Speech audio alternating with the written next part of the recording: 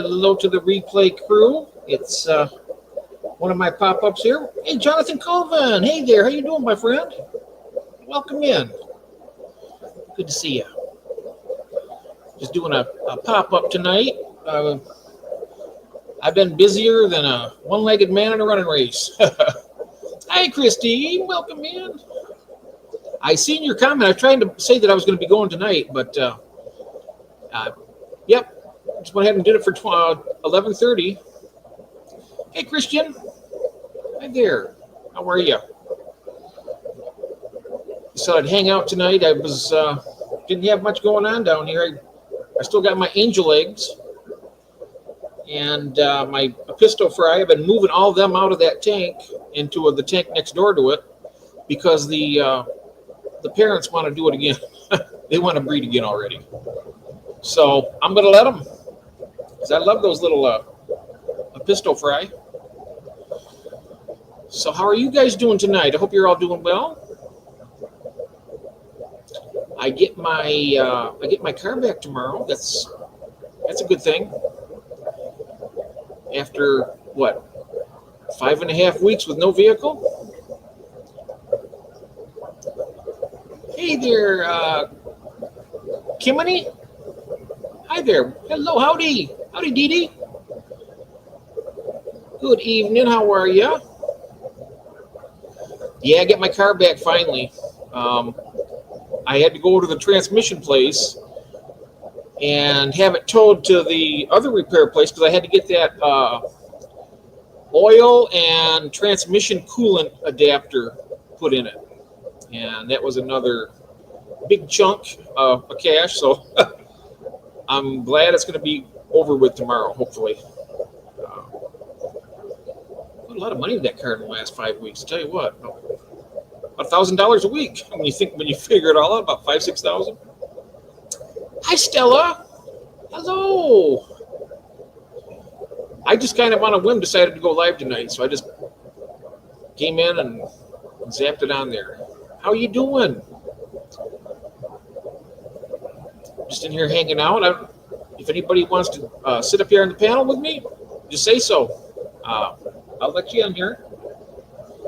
I'm just, like I said, just hanging out, just talking about what's happening down here and report on my wife. She's feeling better. That's a good thing. She still has some more appointments coming up, but I think things are turning a corner for her finally. So, yeah. Yep. Got all these great people in here. We got Stella, Christine, Christian, Jonathan Colvin. And who have I missed anybody in here? Let me see. There's 15 people. Dee Dee, yes. Good to see you, Dee Dee.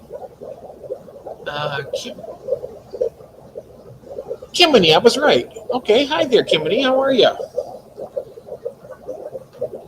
You got a wrench. So let me go to your channel here. You know what? What's going on here? I'll be number 8. I got you. Kim M. I could swear I was already somebody there. Hey, Beto. Good evening. Good evening, Stan. How we all doing? I was just doing a little update on the fish room. Got some really cool stuff happening. My pistos are ready to breed again. I've been moving all the fry next door. My very first Episto spawn, I tell you what, that's about as good as it gets for me. It was nice. So we got lots of Epistogramma cacatoides. It's a triple red male and a wild type female. So in other words, she's coming in she's beautiful, don't get me wrong. She's yellow, real bright yellow with a black stripe going through her. And she's got some really dark, her first few spikes are black. Gorgeous. And they got a bunch of kids. And I'm so happy about that. Hi, Drew. How are you? Welcome in. Just talking about my first Episto spawn, Drew, and I'm really, I'm enjoying it. I got to tell you. Also, my albino Corioneus upstairs, I don't think I've lost one of them. And they're starting to look like little teeny miniatures of the parents. And I'm doing them in a 5-gallon tank. Got a aquarium co-op sponge in there. It was a really well seasoned one from one of the tanks down here. So I went in there and squeezed it out in there and used it. I got a heater in there. I put a big old handful of Java moss for my 29-gallon tank upstairs. It's packed full. And I noticed that when I put that in there, they were all wound in it, nibbling on it, and they're growing. So I think they're going to make it. And I'm happy about that because that other batch I had, I got one survivor. Even though one's better than none, I could have had, who knows, 100 of them maybe. I had a lot of eggs. So in this batch, I should be getting, from what I've seen up there, right around probably 70 or 80. I'll take it. It's better than one.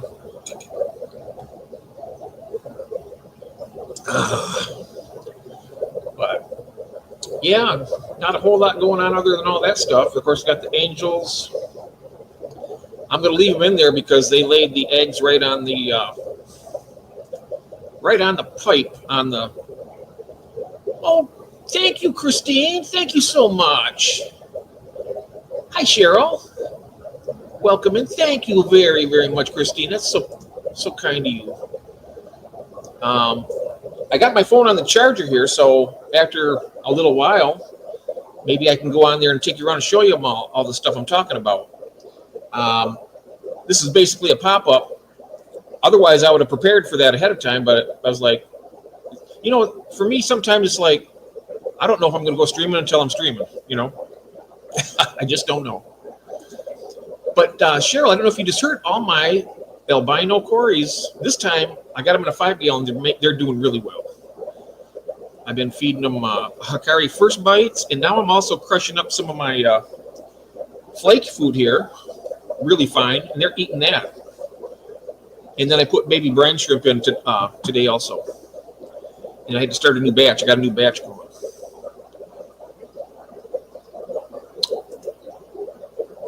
Oh, that's so nice. Got Dee Dee, Fishcapades Mel, Mr. Jeff Kane is in, Skipper's Aquariums. We got Jeremy, Fish Dreams, Karen Junkin, oh wow, and Craig's Catfish, Mississippi Hippie, oh my gosh, I haven't seen that name in a while, and Nick from Hardwater Aquatics. Wow, that's fantastic. I got my first albino gold lasers. Ooh, I remember you hearing that. Those things are beautiful. They look like they're carved out of wax. They're that beautiful yellow gold color. Those are nice. Over 2 years, was down to only 2 left. Unfortunately, most. Oh, well, you got a spawn now, right? How many eggs did you get? Do you think? I tell you what, one's better than none. That's what I said with my albino Aeneas there. Those are my very first cories, period, though. And then my angels are the first ones. Hey, Chi-Town. Hey, Shy Savage. Welcome in.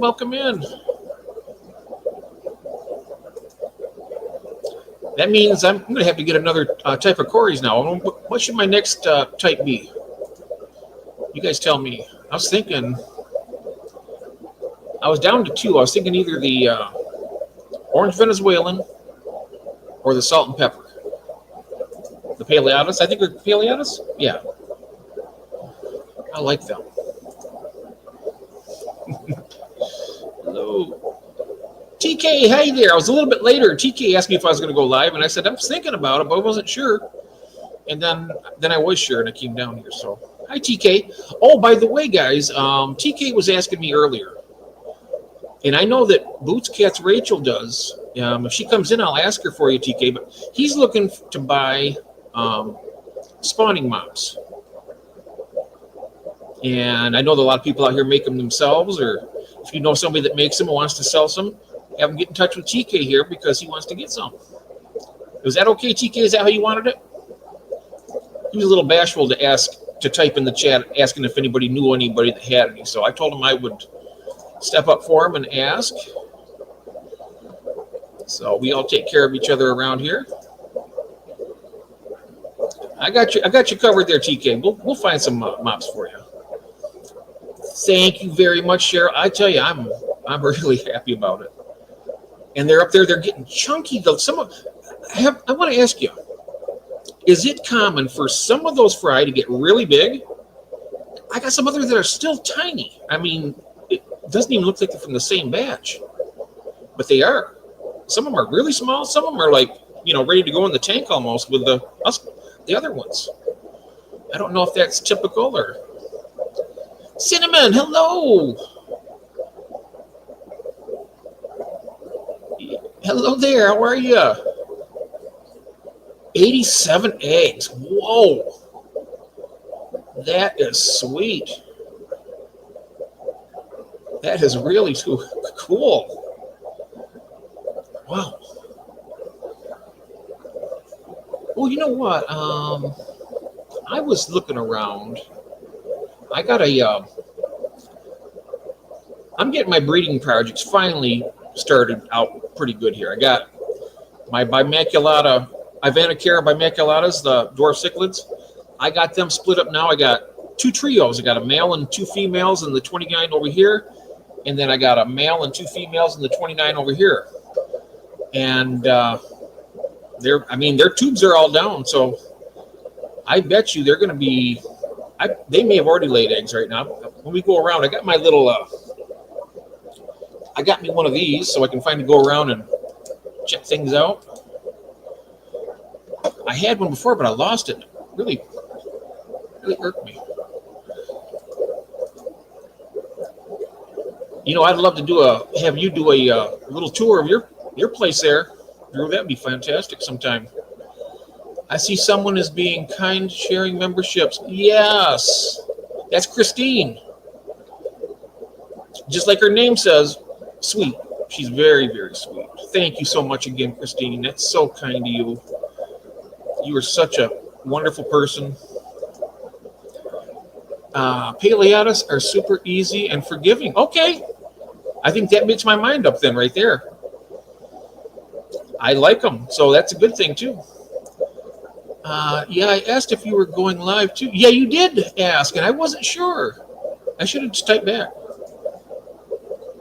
But hey, any of you guys want to pop up here and talk with everybody? Let me know. I'll drop the link. I'm just kind of hanging out. Nice to have a little conversation going. Oh, you're welcome, TK. I'm so glad I met you, TK. You're a nice guy there. I'm watching your project when you started your fish house and your cat house out there. Really cool project. Really nice. You know me, I love my cats. I'm getting more of them. This is Rachel's Boots Cats email. Yeah, there you go, TK, right there. Yep.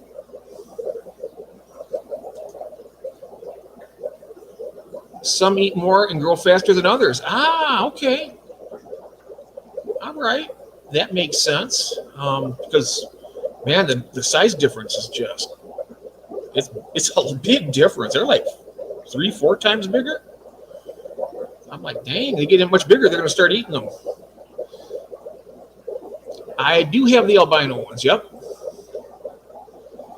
They're my favorite. I love them. I like the bright color,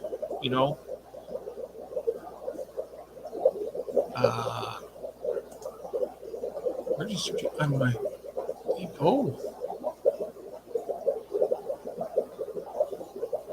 Oh, she had an otter in her mouth. Uh-oh. And both are okay. Oh, wow. Now that is what I call a rescue right there. That is awesome. That is so cool. Wow.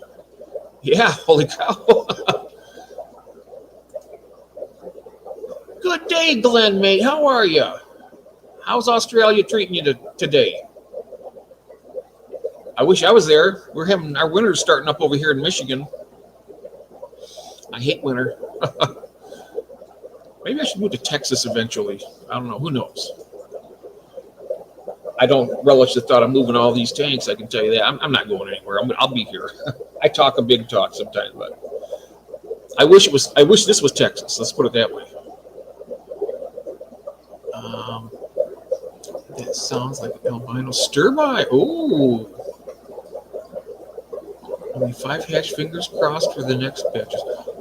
Yes, and I did pull some more of the Aeneas eggs, and they're over in the container, and I will definitely show you those too. My phone's getting there. I think maybe another 20 minutes or half an hour, I might be able to go around and show all this stuff off here. All right. Oh yeah. She is always so sweet here. Yes, she is. She's sweet here and in person too. She's what you see here is what you get. She is wonderful. Absolutely. Just like the rest of you guys, I tell you. When I met you, let's see, having a cooler week, max temps about 20 Celsius. 70s. Oh, wow. That is nice. Yes. I'm sweet in the chats and mean as hell otherwise. Well, I don't think I'd want to have you any other way. Dee Dee, you're such a sweetheart. There's something to be said for mean too. Sometimes that comes in handy. You never know. Got to keep them in line, right? Man, I'm struggling here. I got to whip out Old Faithful here. It looks like I thought I was going to be able to make it for at least 20 minutes, but oh geez, Dee Dee, I never had that problem with the EPA. Oscars. Oh geez. Yeah, my red tigers that I've had a Chinese algae eater about 6 inches long in there with them, and they raised up together. The Oscars were little babies, and the little baby, the Oscars got a lot bigger faster. So I came home and it was like a cigar. It was already dead. I just let them finish it, but it was I like the Chinese algae eater. Did a good job. New tank for them. Ooh, plus I can't see very well. He was probably stuck to the glass right in front of her face. Swam by accident. But too cool for fish breeding tank chumps. I see. Oh, Paleatus albinos. Ooh.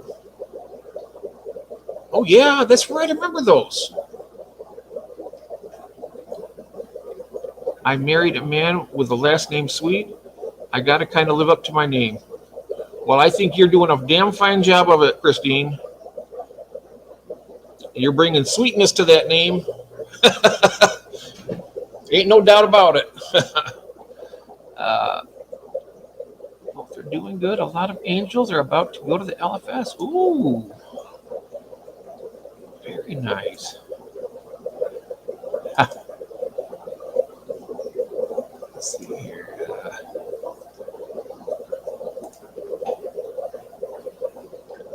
We hope to breed against. Oh, yes. No snow yet in Minnesota. Hey, there's Chris. Hey, Chris, how you doing? In Vermont, we had snow for 2 weeks. Yikes. Wow. Got some nice, Sitka swordtails. Never heard of them. Just sort of orange, blocky. Oh, wow. I've never heard of those either. So they're orange and they have like black splotches on them, or blacky splotches. Yeah, I see right there. Huh. They call those. I've seen some like that. I think they call them Hamburg swordtails. They're orange and they got like black splotches on them. I don't know if it's the same one or not. I'm not sure if you guys just call it something different.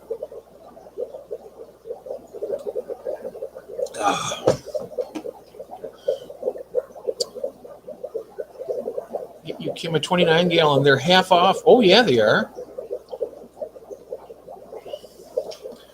29 gallon was a nice tank, too. You can do angels in a 29. I think you could, if you're just doing a couple of like angels, sometimes maybe like a 20 gallon tall might. That's a little small. but I would do it. Okay, how far behind am I here? Let's see. How are your angels doing? They are doing pretty good. I'm going to be going around here in a little bit. You can't sleep, too much is going on. Yeah, you're getting ready for your surgery, aren't you? Hey, Gord, welcome in, my friend. Good to see you. Wow, Red Laser's here. Oh, yeah. Oh, yeah, it is. I paid the transmission place today, and then I had to tow it to another repair so they can put on a oil and coolant cooler adapter. And that's they got to pretty much tear the engine apart to get to it. And it's so weird the way they do these new cars. They make them so hard to work on. The spark plugs are inside the engine too, that you can't get to them from the outside. So they said, well, it's probably as long as we get this torn apart, you might want to have the spark plugs changed because we're here now, and it's still an extra $100 for that extra bit of stuff they did. So I said, yeah, go ahead and do it. I'm not mechanical at all, so I figure go ahead and get that done. It's okay. Best compliment I could hope for. She's my koi sister. Oh, what did I miss here? I think I got you and Maureen. Oh, yeah, that's right. Yeah, it was. Maureen is from New Hampshire. I love her accent. Hearing her talk. I love accents, so I really do. No, these are Sitka swordtails, some special variety. Oh, okay. I have to look those up here and pull up a picture. Sitka swordtails. Christian have 129-gallon community putting new fish on hold for now, planning on making a fish rack. Ooh. Or you're going to do it like a polydarium for the vampire crabs, huh? That's cool.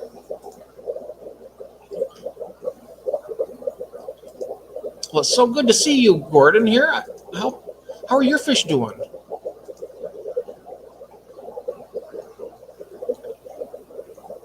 What kind of vehicle? It is it's a 2014 Dodge Journey.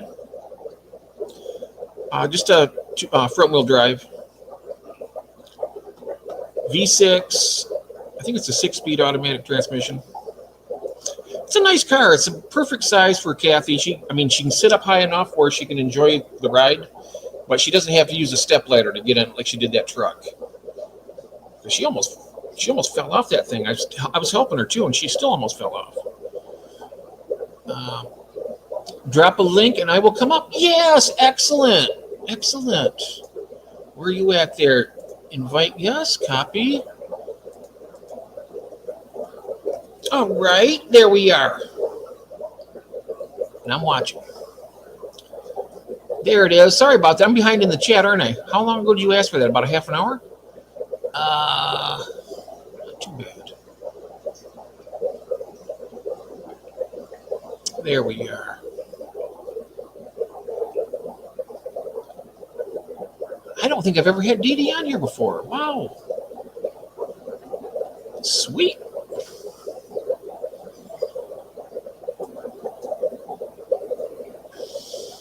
So yeah, that's what's been happening with us. There she is. Hi, Dee Dee. Hey. Hi there. How are you? Sorry about all the bubbling here. It makes a lot of noise. That's fine. I've got everything running here too. I'm doing order changes and switching out canister, all kinds of stuff. I got to turn your mic up a little bit. Yeah. Salt water, and I cleaned it up, and I'm running it in a bucket of fresh water so I can use it in fresh. Beautiful Dee Dee. Yeah, it's just I don't have my ears in, so I'm listening on my speakers. Is this echoing or anything? I'm having a little hard time hearing you. Oh, I know why.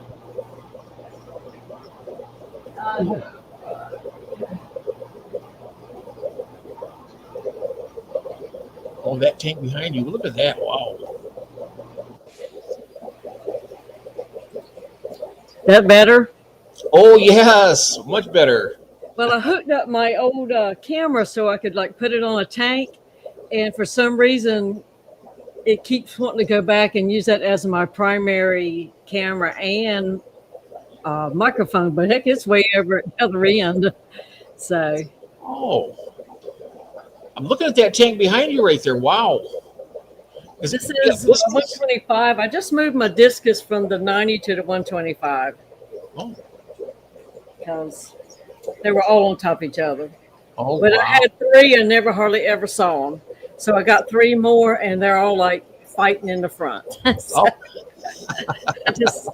I switched them yesterday. I had to empty out the 60, empty out the 125 to the 60, the rainbows that were in there, collect the discus, put them in the 125, then put the EBAs in the 90.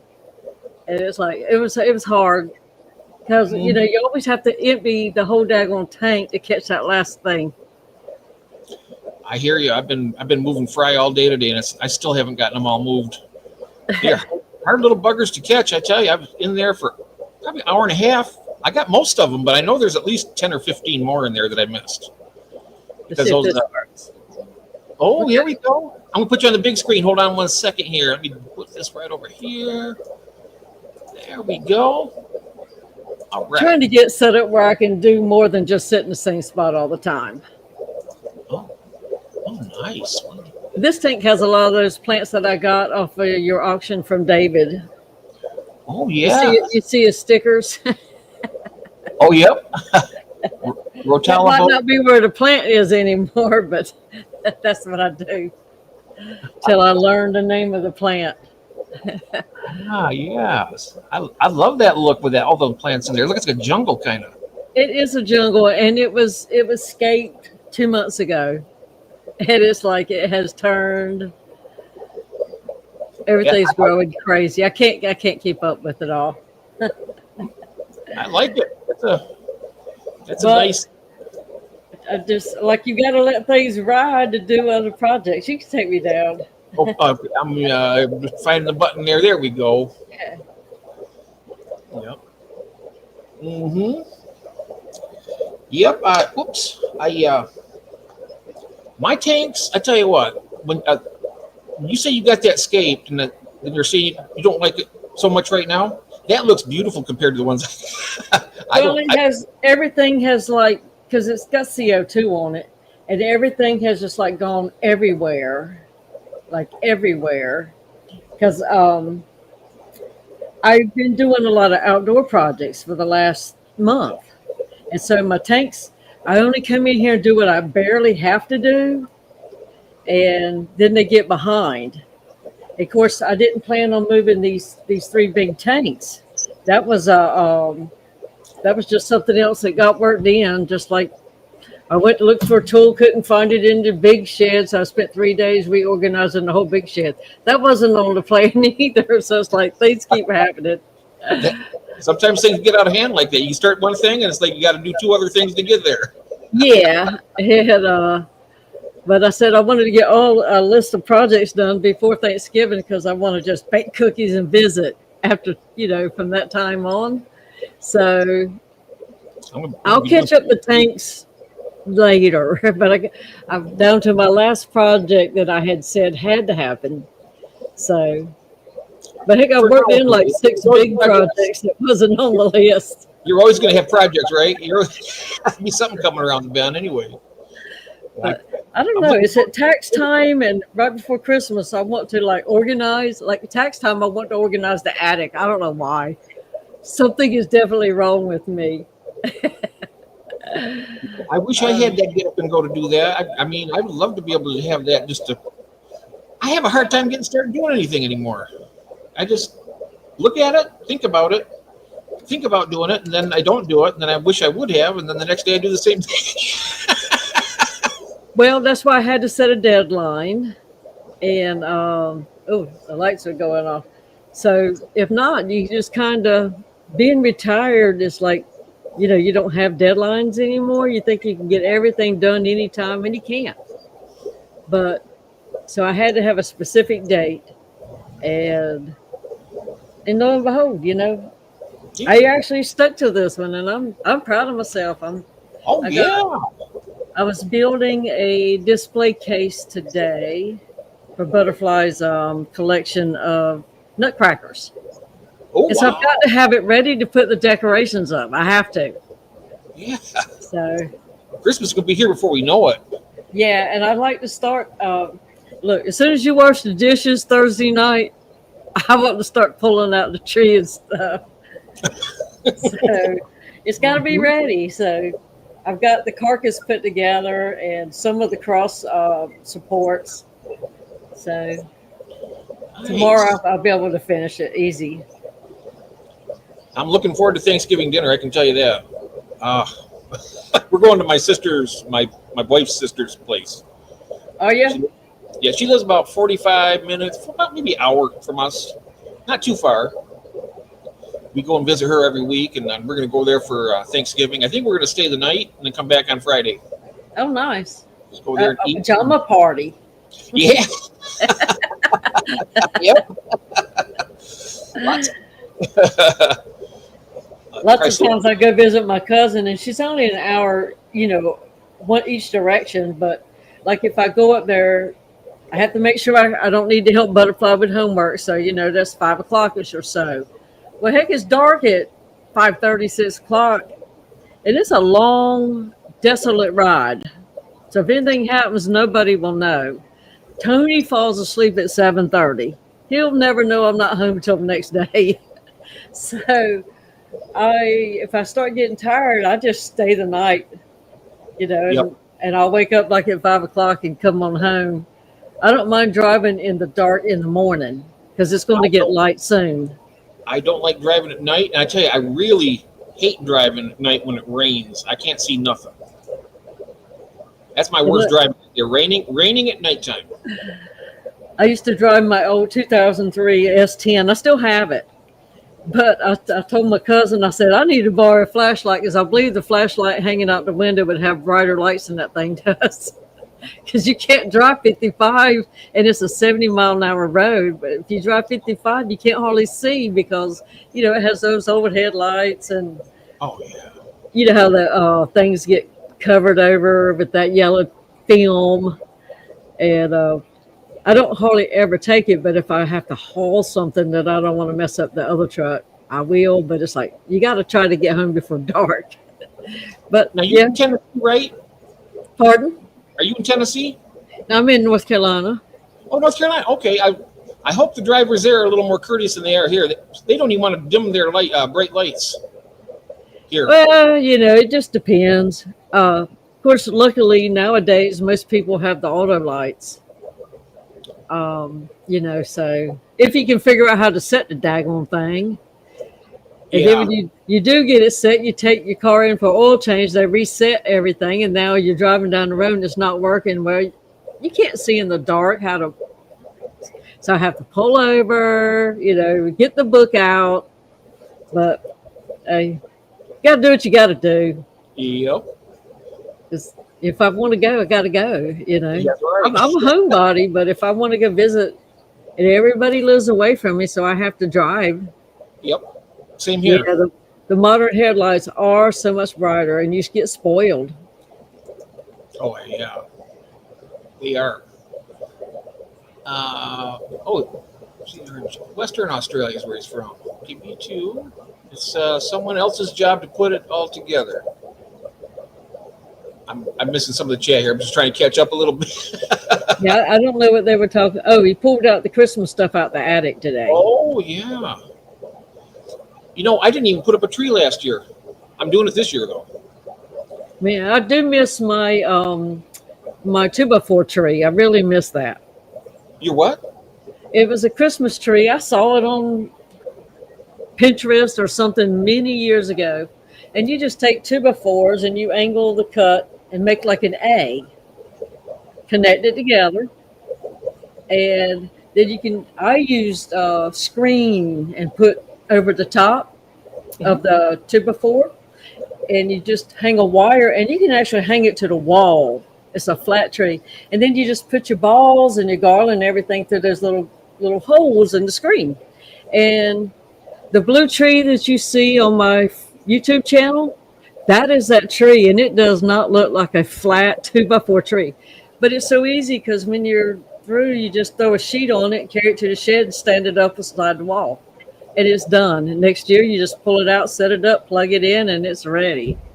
And I must have had like 500 ornaments on that thing. It was heavy because I overdid it, but it was so easy. Yeah. I'm surprised how heavy those trees are. The one I got is still in the box right now, but that dang thing is heavy. I brought it upstairs from down here, and it must have weighed 80 pounds. It was Yeah. heavy. But they wanted a traditional tree for a while, so I said, okay. So I took it down, and I still have the A frame and stuff out the shed because it will come back eventually.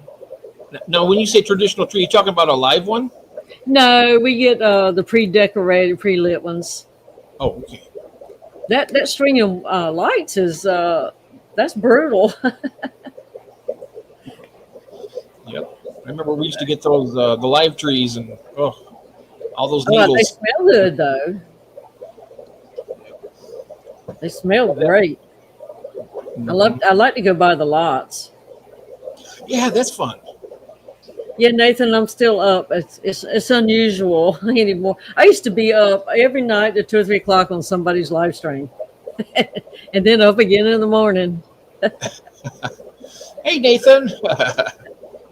Yeah, I was sitting there. I was saying, anybody want to come up here? Dee Dee, I was like, whoa, yeah, she's never been up here yet. Excellent. So I was going to wonder, would you mind carrying on there by yourself a minute while I get my phone set up, and I'll do a little tour? Is that all right? Sure. You got time for that? You want me to sing, dance? What do you want me to do? Or you can just talk to people and just talk about holidays or whatever you want to, honey. Oh, that's good. Okay. I'll be back, okay? I'm going to jump out of here and I'll be back. Okay. Hey, Jesse. Hey, Jesse, welcome in. I'll see you guys in a minute. Well, maybe when Jeff gets back straightened away and gets through with his tour, we can maybe do, if you want to do a fishy list giveaway thingy. That'll run them off. See what happens. That gets rid of people just like that. Dang. But anyways, while they're doing, he's getting all that hooked up. I'll point my little camera at a different tank. If it'll pick it up, it may not. Yeah, let's see. Lord, I don't know if anybody was around, but one night I was trying to pick up something out of my chair on the floor, and I had a broke chair, and I was babying the little wheel that was gone, and I leaned forward to pick up a pencil or something I dropped and fell out of my chair on the live stream. It was a hoot. Hello, can you hear me okay? Yes. Oh, excellent. Okay, I'm going to turn this around this way. You were saying something just as I clicked off. You said a fishy list? Yeah. You know what that is? I think so. I know you. You can explain it to me in a minute. Yeah. Okay. Oh, all right. I'm going to go ahead and I'll go ahead and put this on a. Whoop! I got to put on a bigger screen, but I have to turn the phone this way first. Still learning all this stuff here.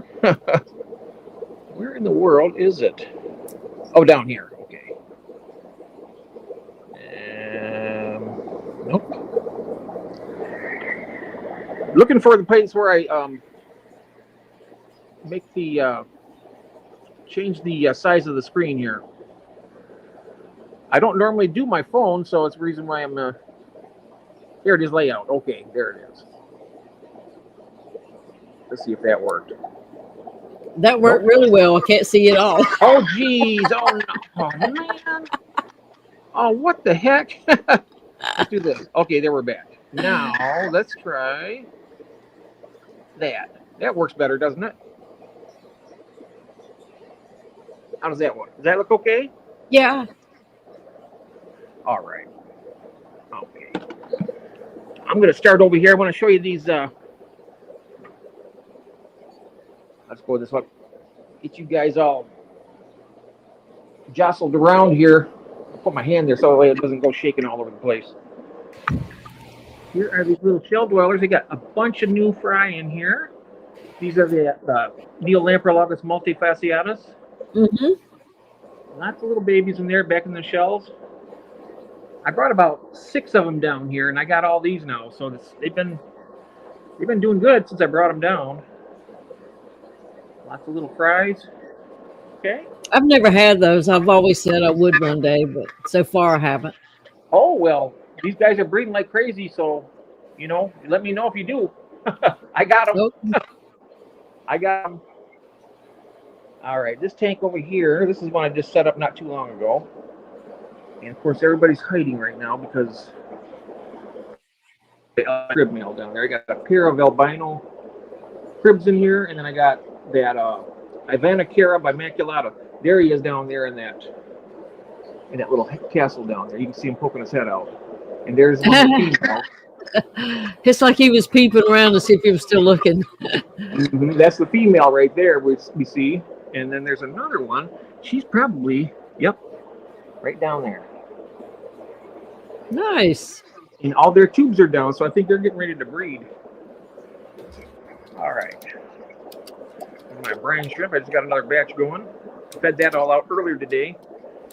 Now this right here is the Vieta Red Pistos. I got a pair of them. And I think they're getting pretty frisky too. You can see the female right there. Now, that's what kind of fish? This is a Epistogramma McMasteri Vieta Red. It's called. Okay. And they're full size right now. They're about maybe 2 inches. Nice little fish. They're not aggressive at all. Okay. And over here, this is going to be my new Lake Tanganyika tank. This is 75 gallon. Okay. Got big shells in here from Richard Reynolds. Go with the Flow Aquatics. He sent these up to me. And so I got these little Tigerlimias in here right now to keep the cycle going, and they're going to be like dithers in there for when I get them. Now, what kind of fish goes in there? Lake Tanganyikan cichlids. I'm going to have a different type of shell dweller, and then I'm going to get a bunch more rocks. I just got that one rock right now, but I'm going to get more rocks over here and get, they're called Julidochromis. They're like little torpedo-looking fish. They're beautiful, though. They got nice bright patterns on them. Be a nice little tank. I got that big old girl right there taking care of the place. Yeah. Have you ever watched Gouliad Farms? Oh yeah, Gouliad. Yep. Oh man, back when Member Texas had that power outage for days, and all his stuff went. Oh, it rotted, and it was terrible. But that's when I first started watching him, and it's amazing how that stuff cleared up. I really didn't think it would clear up so fast, but the fish in his sump were so pretty. I thought, I just want some fish out of his sump, because his whole bottom, like a cellar, is a sump. Oh, wow. The water comes out, it runs down in the floor around the whole greenhouse thing. Oh, yeah, I seen that. You got those big tubs around there. Yeah, and he cleans it with plants, just like Jody and them are doing. Oh yeah, he's got lots of hornwort. I seen he had that in there, and you know what? I don't know if you heard about the problem I had with the scuds here. I bought some, not from him, but I won't do it again. But I almost bought a whole bunch from him when I was looking for them for my fish to eat. And I'm glad I didn't, because I just finally got rid of them all. But, Holly, the freaky fish lady, just came in. Hey, Holly. I sent her a pair of convicts, I don't know, about a month ago, something like that. And then on Dan's Fish, he does that giveaway. I won it last week. I couldn't believe it. Cool. I won the longfin super red, and I like the short fin one, so I gave that to her. I played for her. And he sent that. She sent me a picture of it today. It's a beautiful one. I think it's a female, though. I didn't see any bristles on it. Now, here's a bunch of those fry I was telling you about. There's too much of a glare here, isn't there? But you can see them back there. Yeah. I've been catching them out of here, and now this tank over here has got a lot of mulm in it, but it's good for the fry. That's the reason why I leave it. Yeah. And over here, there's Big Papa right there. And then what else we got in here? I got that little Now, black. what was that? Oh, what was that all the way to the right by the heater? What is that? I can't. Oh, that's a Pistogramma cacatoide. Okay. That's the father to all these fish in here. And his wife is right down there in that little hut. You can see her poking her head out. Okay. She is a beauty. Look at, well, here she comes. I'll back off a little bit. Come on out, girl. She is something else. Look at her. She rules this tank, though. Yeah. All these little, the Crabenzas, all those are so cool to watch them raise their babies. Oh yeah. When I was here, I seen that she came out of that coconut there, and all those. You know, you ever see how the turkeys do? They'll walk and they'll have the whole train, right? And that's exactly what happened here. She came out and they all followed her, and it was like a train. You kept going and going and going. It's like, whoa, look at them all. Really cool. But yeah. I used to call them, they were taking them on field trips around the tank. What was that? I said that the parents would take their babies on field trips around the tank. You know, they come out and graze. Have a nice little outing. Yep. Here's that guy right there. He's like a double red. Did I see that there was blue apistos? Oh yeah, there's the Agassiz blue flame, I think they're called. I'm not really sure what they're called. I know that Cheryl has some. And I know she's still here. She could tell you what the. Who's Cheryl? But they're I got my electric blue Acaris from her. Oh, did you? Oh yeah. Uh-huh. Beautiful. That's one fish I've never had yet, the blue Acaris. Yeah, this tank here has got a lot of algae on it and stuff, but I leave it there because the little fry nibble on this all day. Closely look up at this little guy here. Yeah. Right there. Looks like a little spitting image of Mom and Daddy there. Look at him. That little black molly. Them black mollies, I put that one in there because it's small. And it'll eat that hair algae. The question, Cheryl, is there a blue apisto and do you have them? Hi, Beto. I think it was Agassiz, I think that, if I'm not mistaken. But I plan on getting lots of different types here. That's going to be my go-to here, getting all these different pairs of apistos and stuff. Oh, I used to have the orange flash. Oh yeah, I got them. Me and Richard Reynolds, other people were bidding too, but that's when we were having one of those fundraisers, maybe for color guppies, when his wife and son died. And we were going hard at it. Well, it got to a point that it's like I backed down. Of course, Richard won them, and it was like 6 of them. So I didn't really know him that good, and he sent me a pair out of it. Oh, nice. He's a nice guy. He is. He's a very nice guy. In fact, he sent me that whole bucket of those. I just showed you that one. I'm going to have a Tanganyika tank there. Uh-huh. All those great big apple shells. He collected all those in a bucket, and he shipped the bucket to me. He made me a brine shrimp thing and brought it to the Flash and gave it to me. Oh, wow. Yeah, she does. They're called Agassiz Blue Flames. I got to look it up. I'm pretty sure I saw that one night. Yeah. But I'm usually lurking and working while everybody's talking.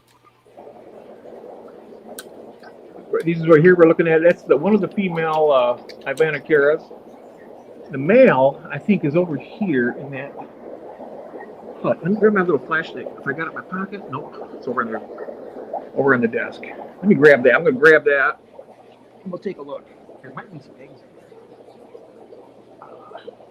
there. Yeah, Richard, just a cool guy, and he and Cynthia, they're both very nice people. Now, are those Apistos or something else? These right here are Vanacara bimaculatus. And these are the ones that Jody P. and Christopher Junkin and a few other people, I'm not sure who all, but I did an overall thank you for everybody who sent them. But man, I tell you what, she just sent me a text on my phone and said, Jeff, this is coming in a couple days. And I was looking at it and she sent the slip over. I was like, what? Yeah. It was amazing. Let's see down here now. Whoops. Are those eggs? Oh my God, look at all those eggs. Oh my goodness. Wow. Those are eggs, aren't they? What do you do with all these fish? Oh, these ones right here, I'm going to be sharing these out with the fish fam. These are beautiful. I mean, when they come out, right now they're just kind of, see if anybody's out over here. Or is that sand? They sure look like eggs. It looks like it's.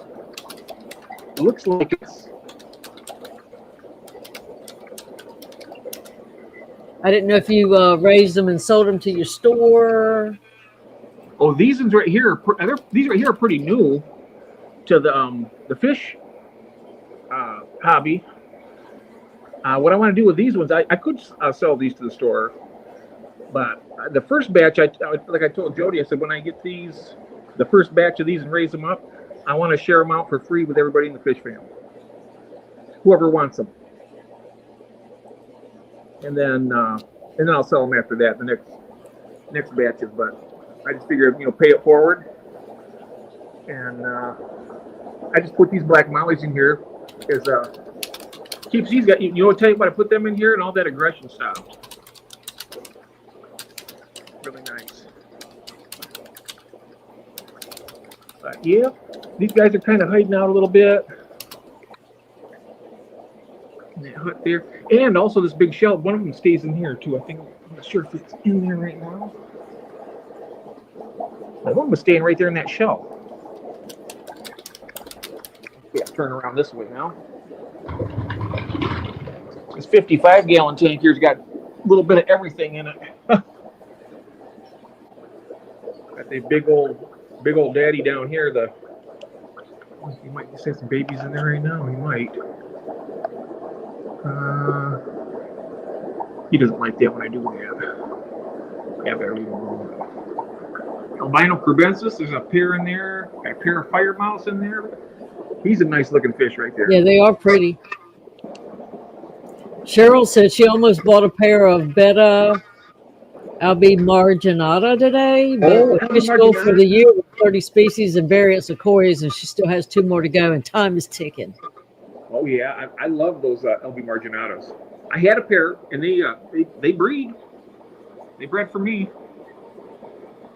Only problem is I didn't pull the fried. They never bred again. They had the fried, and I just said I'm leaving them in there because I didn't have any other tank to put them in, and I didn't think they would eat their fried, but I guess they did. But yeah, they're nice.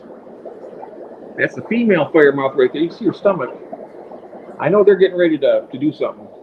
And they're right there. Holly, there's the convict right there. I don't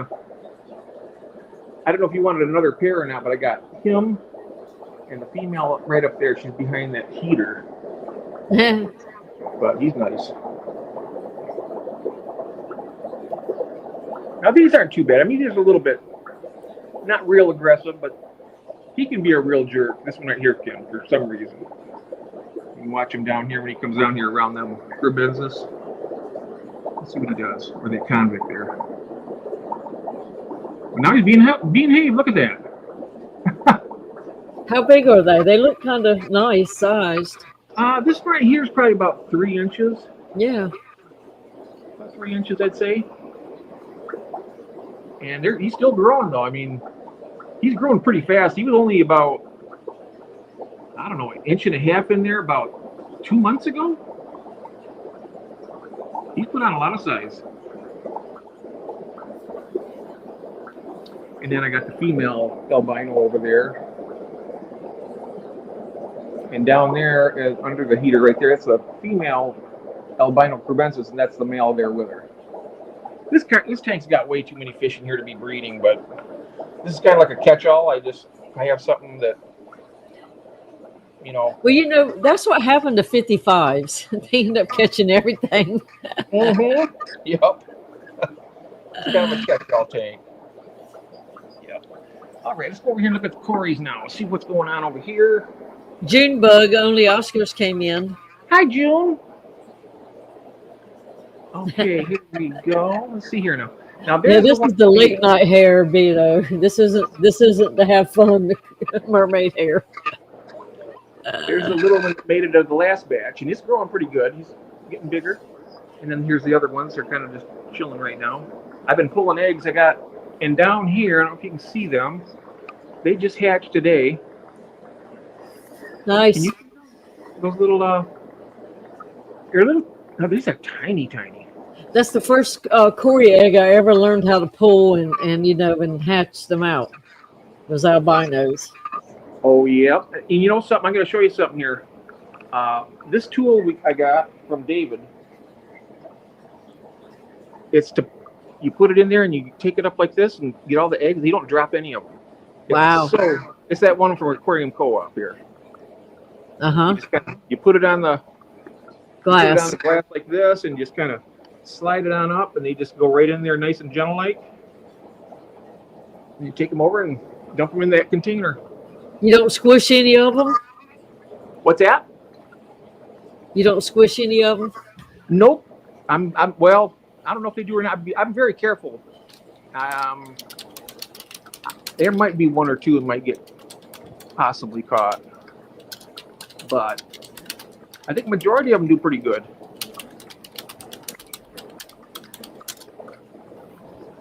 And over here in this tank, I got these are a couple little Goodeids that I missed for, these must have been just like brand new fry because I didn't even see these when I was catching out Chris, Sutton Road Aquatics.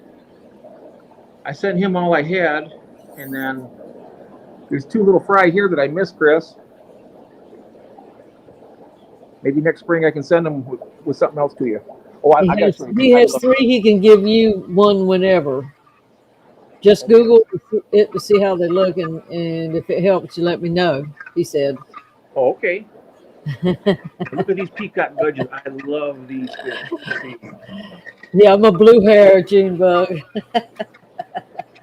But if you live long enough, you become one. Have you seen these before, Dee Dee, these peacock gudgeons?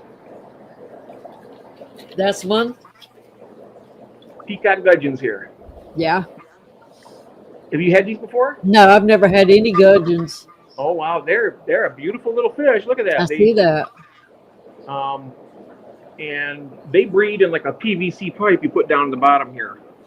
And they'll lay the eggs on the top of the PVC, and the male will guard it. And then after they become not free swimming, but wigglers, you can take that pipe right out and put it someplace else with an air stone, because otherwise, sometimes they'll eat them, sometimes they won't. But, oh, speaking of which, here I'm all over the place here, guys. Down here, on that pipe. Yeah. You see those eggs? Yep. It's the mama right there, I think. And I think the dad's back there. He's a big old honker.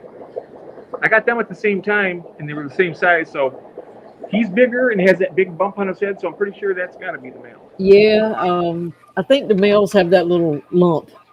Yeah, there he is over here.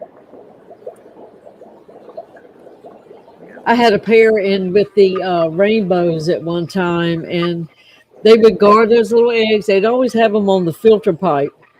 And just as soon as those things would hatch and start moving off the pipe, those rainbows would tear those eggs up, and those poor little angelfish would go and pout in the corner. And I felt so sorry for them, you know, because they'd fight them as long as they could, and then there was just too many rainbows. And so eventually I separated them so they wouldn't keep having eggs and letting all of them just, eat them up. Mm-hmm. I want to get one batch of these, but I've been trying to catch those platies out of here. And with all these plants and stuff, and I don't want to get them all riled up either, but I got to get that. I got to a pair or a trio in here of those sunburst platies. Oh man, there's redfish that Joby and them have on their site. They look like a sword tail, but they got that real pretty flowy fin. Mm. Oh man, they're so pretty. I just don't have room for any more fish. Yeah, they're. Oops, there you go. See that right there? See there? Yep. She's like, get out of here. Like, you better move. Like, I ain't telling you again. They're being good parents, so they're keeping a close eye on that. I leave this light on dim at night. That way they can. Let me see can- what.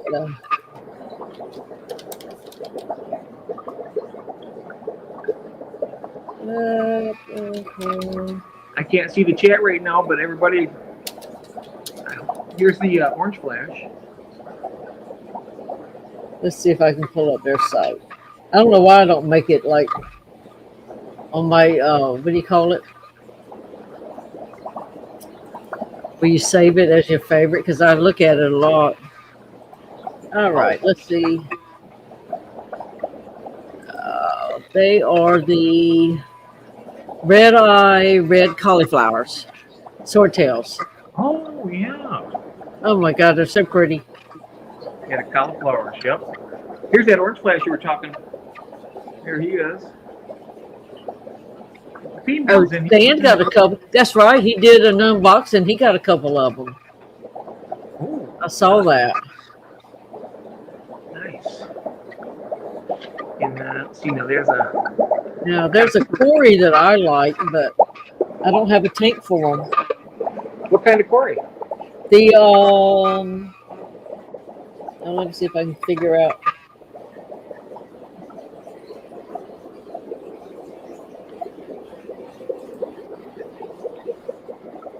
Oh, they got a bunch more little pictures up here. Uh-oh. So they must have a bunch of stuff in quarantine. They are the Pantanal Cories. Oh yeah. The Brocas pantalensis, I think is how you say it. Oh yeah, Pentelinensis. Yep. Those are ones. Yeah. I like those diamond tail ones too.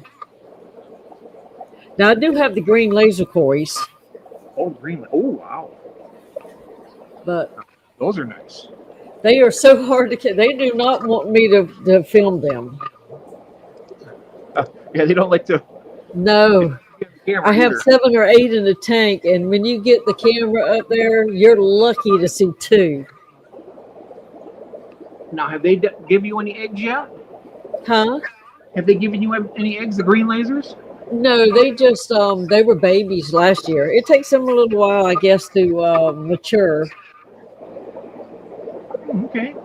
Foxy I'm gonna had, and I think it was like 2 or 3 years before they finally, because we were thinking they were all the same sex. It's like, what? But they finally had some eggs.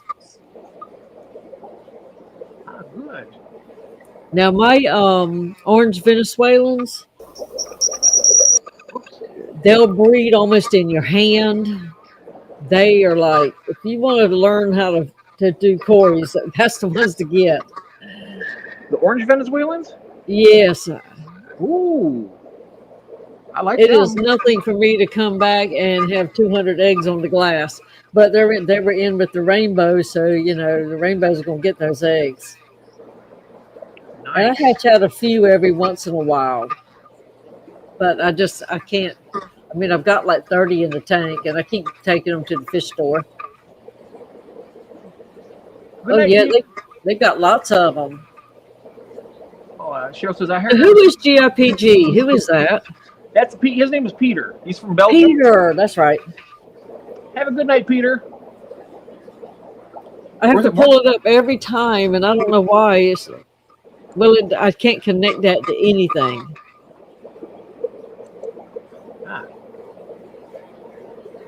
Yeah, have a good night, Peter. Thank you for coming in.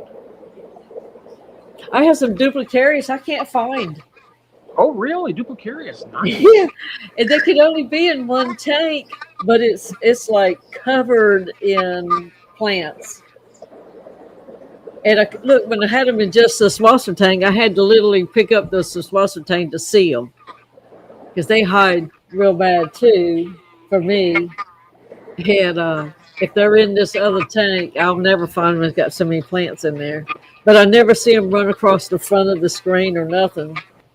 But I only had three, and it's the only tank I had that did not have cories in it. So it had to be where I put them, unless I threw them out with the plant clippings or something by mistake. Oh, use a spare camera and leave it. Yeah, I could do that. It's a good idea. June's got tricks on camera tips. I don't ask me where she learned all this stuff. We might not want to know. Huge ice curing. Yeah, that's right. Let's see. The lights have gone out on that tank. Daggone it. Oh, you got them on a timer? Yeah. They start going out from like 11:30 to 12:30. I go around and turn every one of these on and every one off. I've got one that's can't figure it out anyway, so it runs half the day, half the night. So I was like, I'll leave it. That is my newest salt tank. Ooh. It's not even finished the cycle yet. Good. Oh, a salt tank. Wow. How many do you have other salt tanks besides that one? I have a 29. That's it. Oh, wow. When I went to the Clash 2 years ago, I won a 10-gallon salt tank that Usama, Professor Fish Tanks, was giving away. What he did, he set it up. He put the macroalgae in it, and he gave lessons, each week about it and what, this, and this. And he had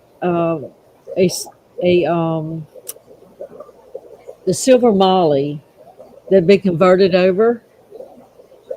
So it was in there, a few little hermit crabs and a couple pieces of macroalgae. And so I won it. And nice. It was just a 10-gallon. So it's like, okay, I want to try bigger. So I had a tank I had bought, and a used tank as a sump. Of course, whoever glued it back together and all, they did a terrible job. And you had silicone everywhere. But I kept things alive for like a year or so. So I said, well, I'm going to go get a better looking tank. So I got a 29, set that up. And then it's like, I just like the square shaped tanks. Yeah, it is nice. And with that one, when you walk in the door, the side hits you. So so like having a panoramic view. Don't look at my mess. So I was going to ask you, how hard is that to keep the salt water? Is it easy, or is it? I mean, I know it's different than having the fresh water, but just a couple other steps. Is that what it is? Well, kind of, to me, it's less steps. Oh, really? As long as everything goes right. Oh, okay. But when I was just keeping the little crabs and stuff and fish and the one fish, it was very easy. But now I've started going into corals and stuff. Oh, yeah. And anemones, I'm having a rough time. But look, when you kill one of those, it's $60, $70, on one. So, but that would hurt. Yeah. Definitely hurts. So. Of course, I didn't do enough research to know that some corals can't be kept with other corals, or anemones can't be kept with some corals because they will poison each other. Oh, really? Wow. Yeah, not all of them, but some. And so you got to kind of learn which ones will take over, and just cover everything. It's a lot to learn. And the creatures in there are like, it's just so odd, all the little creatures that form in your tanks that you don't put in there. I love that kind of stuff, though. When you see them all around, it's like, ooh, look at that. Yeah, the first time I saw a bristleworm, I about freaked out. Oh, wow. 'Cause it was big, and I had some peppermint shrimp in there, and all the little babies got gone. and I don't know if it ate them or if they got sucked up through the filter. Oh wow. The, but they're like, you don't really want those because they're going to get big more and more and more. And so the only way you can get rid of them that I could find out was to pull the rock out, and I let it cook in the sun. I got rid of it that way. Hmm. But yeah, it comes in on stuff, and it may have come in the tank when I got it. June 'Cause I said had, that her LFS did most of the work, all the testing and figuring out the water changes. Oh, yeah, so they basically walked you through that, right, June? they're Yeah, they're more than glad to help you because if you keep coming and buying stuff, it's really easy to spend $100. oh, geez, yeah. It is really easy. Very easy, Hmm. and but it's something to learn. And I like the sciencey stuff. I like doing. Yeah, Now, it's fascinating. yesterday is the first time I have ever pulled out my Fritz saltwater. Was it yesterday, or the day before? My testing kit that I bought from KJE, and it's like I kind of miss doing that because I'm trying to determine what I need for corals versus what I need for anemones. So I've got to start paying attention now. Yeah, June, they saw me coming too. In fact, in fact, me and the lady at the Ozu, we're on first name basis now. It's like, bend over, she's coming. Forget it. So, I but don't I think. like it. I grew up around salt water. Oh, Never dreamed I would ever have saltwater stuff. well, that might not be a bad idea. Trying one. I could get one tank, try it out. I mean, I don't know. I've never really thought about getting salt, but after seeing you got them and other people has them, George has one. George Jacoballs, he's got a big old tank. Yeah. Uh, It just depends on what you're going to keep in them, I'd like how to keep far like you have to go. invertebrates, like those shrimp and those little crabs that run around, stuff like that. Yeah, I've done we do a dive on Fox season now, where we have to do like a species of some sort of fish or something we have, and try to give out a little bit of fish knowledge because I don't share a whole lot of knowledge because I don't have a whole lot. But when I do my dive, the last three times I think have been salty stuff because I have a lot of the fish I bought from her, so she's already got them.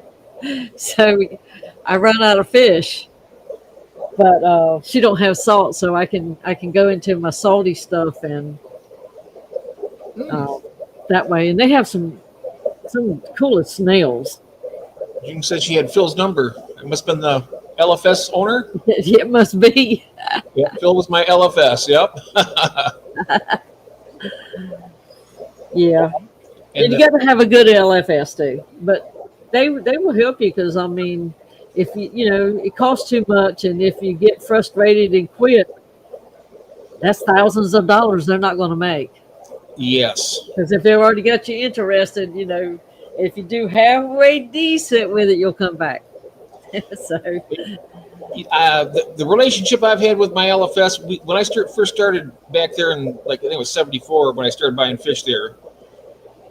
He's been in business a long time too, so we pretty much grew up together with that store because I was there all the time buying stuff, and then I started breeding stuff and start selling stuff. But I know that they can't give you retail price, but he was giving me like pennies on the dollar. I mean, yeah, quarter or 50 cents for a fish that he turns around and sells for $12. I mean, come on. no, I don't even do store credit because it's like Yeah, it's kind of like an insult what they pay you for your fish. yeah. Although this last time I had a couple dragon blood peacocks, those African cichlids, Uh-huh. and I didn't think I was going to get diddly for them. He gave me $60. I was like, okay. But you I look got a pair of now, pistols. Those so I bought a pair of pistols with that money. I said, well, if I don't breed fish, so if I get babies, it's usually just luck of the draw. And now I'm trying to breed those discus, but they eat them up every time. But I said, well, if I can't keep up with not letting them overrun my tank space, then I'm just going to give them away. So that's what I do. That's because it's like if I help them, they stay in business longer, Yep. and then they're there if I need them. Now I do order a lot of stuff online. Most of my fish come from online, Mine and too. most of it's Fish Fam. Yep. But like today, I picked up some rummy nose tetras to go in my Christmas tree tank, Oh, which is it's basically the quarantine tank, but it's going to be a Christmas tank for the Christmas season. oh, nice. So nobody can go in quarantine unless they go into a tote or a 5-gallon bucket. I've never had the Remy Nose Tetras yet. I've always they look good, but I've never Well, tried them. I did it because it'd be like Rudolph the Red-Nosed. It's that was my thought process with it. But also they are supposedly, and it kind of works out this way for me, a good indicator of the quality of your tank. Because if their noses aren't really red, like bright red, That means they're not happy, either right? They're something's happy wrong when with it's red. them or something's wrong in the tank. So you can pay attention. And it always works that way. Hi, Asia. I see you. Hello. Welcome in. And Holly says fun with the Christmas tree there. Yep. I have been running. You ever watch Mark's Shrimp? Oh, Mark Shelley? Or Mark, No. the guy, the one in the Overseas. Scottish guy? Yeah. The glasses. Yep. Yeah. Yes. Well, he was doing Saswassertang on a piece of rope. And I said, you know what? That looks cool. I'm going to try it. So I did it, and I've got like 3,000 yards of Saswassertang on rope now. Wow. And I don't know how much I got, but it's a 29-gallon tank full. And so I said, you know what? And I was going to do it and make like what do they call it? Espadrille, like when they grow azaleas on fencing and it crisscrosses each other. Yeah. I thought that would be cool to do in the back of the 125. But I've got a black painted background, so you couldn't really see it. So I said, you know what? I can use that and make me a form, and I can just string it around like garland. Ooh. And gosh, I'm moving my hand like you can see it. And so I'm going to try to make a Christmas tree out of that stuff. Oh, wow. June says, I love Saswassertang. Huh? June says, I love Saswassertang. They're right Oh, there. I do too. I do too. I've got it in lots of tanks. But it's not so good with FX6s because it'll pull it in the tank, in the filter. I had mine. It fell apart. I mean, it didn't really die. But it's kind of like fell apart into small pieces. Oh man, and to me, it's prettier than most moss, even though moss. But it's easy. Baby fish will hide in it, shrimp, and now it gets everywhere. It'll find a little place, and pretty soon you've got a big old puffy handful. But I don't mind that too much. I just don't want to get in my filters where I've got to clean them out more often. Because it'll start making a noise when it's like, this is enough, tend to me. Yep. It'll make a certain noise now that I know. Cheryl put me on the dibs list. There you go. Is that a bad word tonight? The dibs, I heard part of y'all's live stream the other night. Oh, yeah.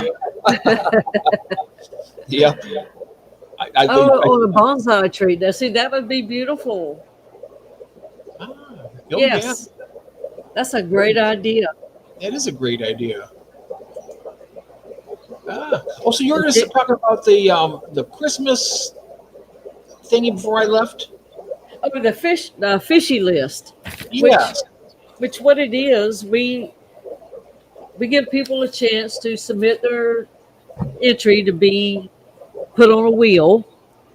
And if you win the thing and you answer within 30 seconds, like I'm here, and verify you're still here, you go on a list. When we get 50 names on these lists, then we have a drawing, and it's for $100 gift card. to your Oh. choice. Oh, wow. And right now we have 2 lists going because Nick at Hardwater Propagation, he won fishy list number 4, but he sponsored fishy list number 6. So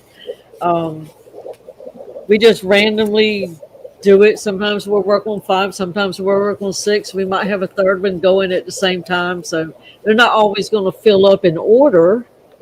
But number 6, we actually have, no, number 5, we actually have 2 winners because nobody won fishy list number 3. So we have to pull 2 $100 cards off of fishy list number 5. So, but if we do that, do you know how to do a giveaway wheel on Fish Fam Link? I did it one time. Would you want me to pull it up right now? If you can do that, we can try it if you don't mind. No, I don't mind. I'll bring it in and Because anywhere that me, Foxy, or Brian go, if the host is okay with it, we can do that. yeah, I can. Oh, June, Yeah, Fish Fam. email Roxanne or me. Oh, can I do it? I can do a share screen, right? Yes, you can. Yes, you can. Absolutely. I can pull it up. Oh, excellent. Okay, I'm coming back here then. There we go. Sometimes you can't. Some people have you where you can't do stuff. Oh yeah, you can share screen. Yep. Let's see. I just have to sign in. Oh Lord. Let's see. Oh,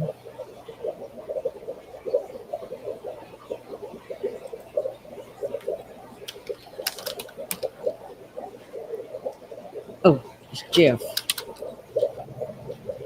Your thing. Let's see. It's Jeff Pelham's Aquatics, or they have it as Pelham's Aquatics. I'm not sure if it's Pelham's Aquatics or Jeff Pelham's Aquatics. It's not showing up under Fish Fam Link. Oh, really? Yeah. So it must not have picked up your live. Oh, I just do this as a pop-up. Yeah. I can go in. I can go and actually add this. Would that help? Yes. Okay. Let me do that. If not, it's going to pop up on Price Tag Joe's. He's going to wonder what's going on.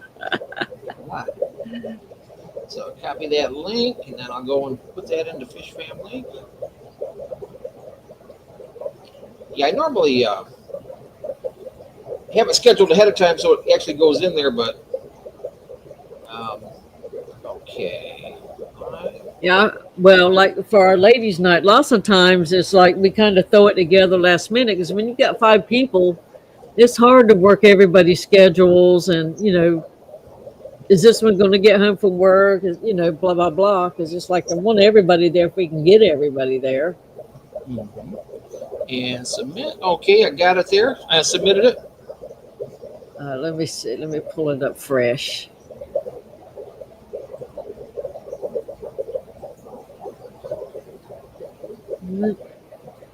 Still not showing. I'm gonna shut down the whole page and come all the way back out. I'm wondering if it.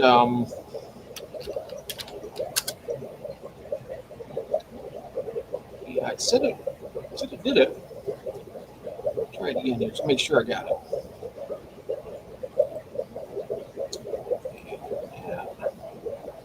Nope. Just putting the URL in here, paste it, and then hit submit. And it says video already exists in the database, is what it says. I wonder if you have to refresh. I wonder if I have to refresh.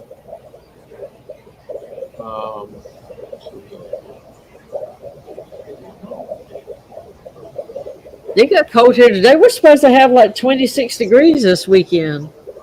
And today I was out there outside working just my t-shirt. Oh, wow. No jacket or any, I did have pants on, but no long sleeves. I said, gosh, in a week's time, you go from sunshine to freezing. Mm-hmm.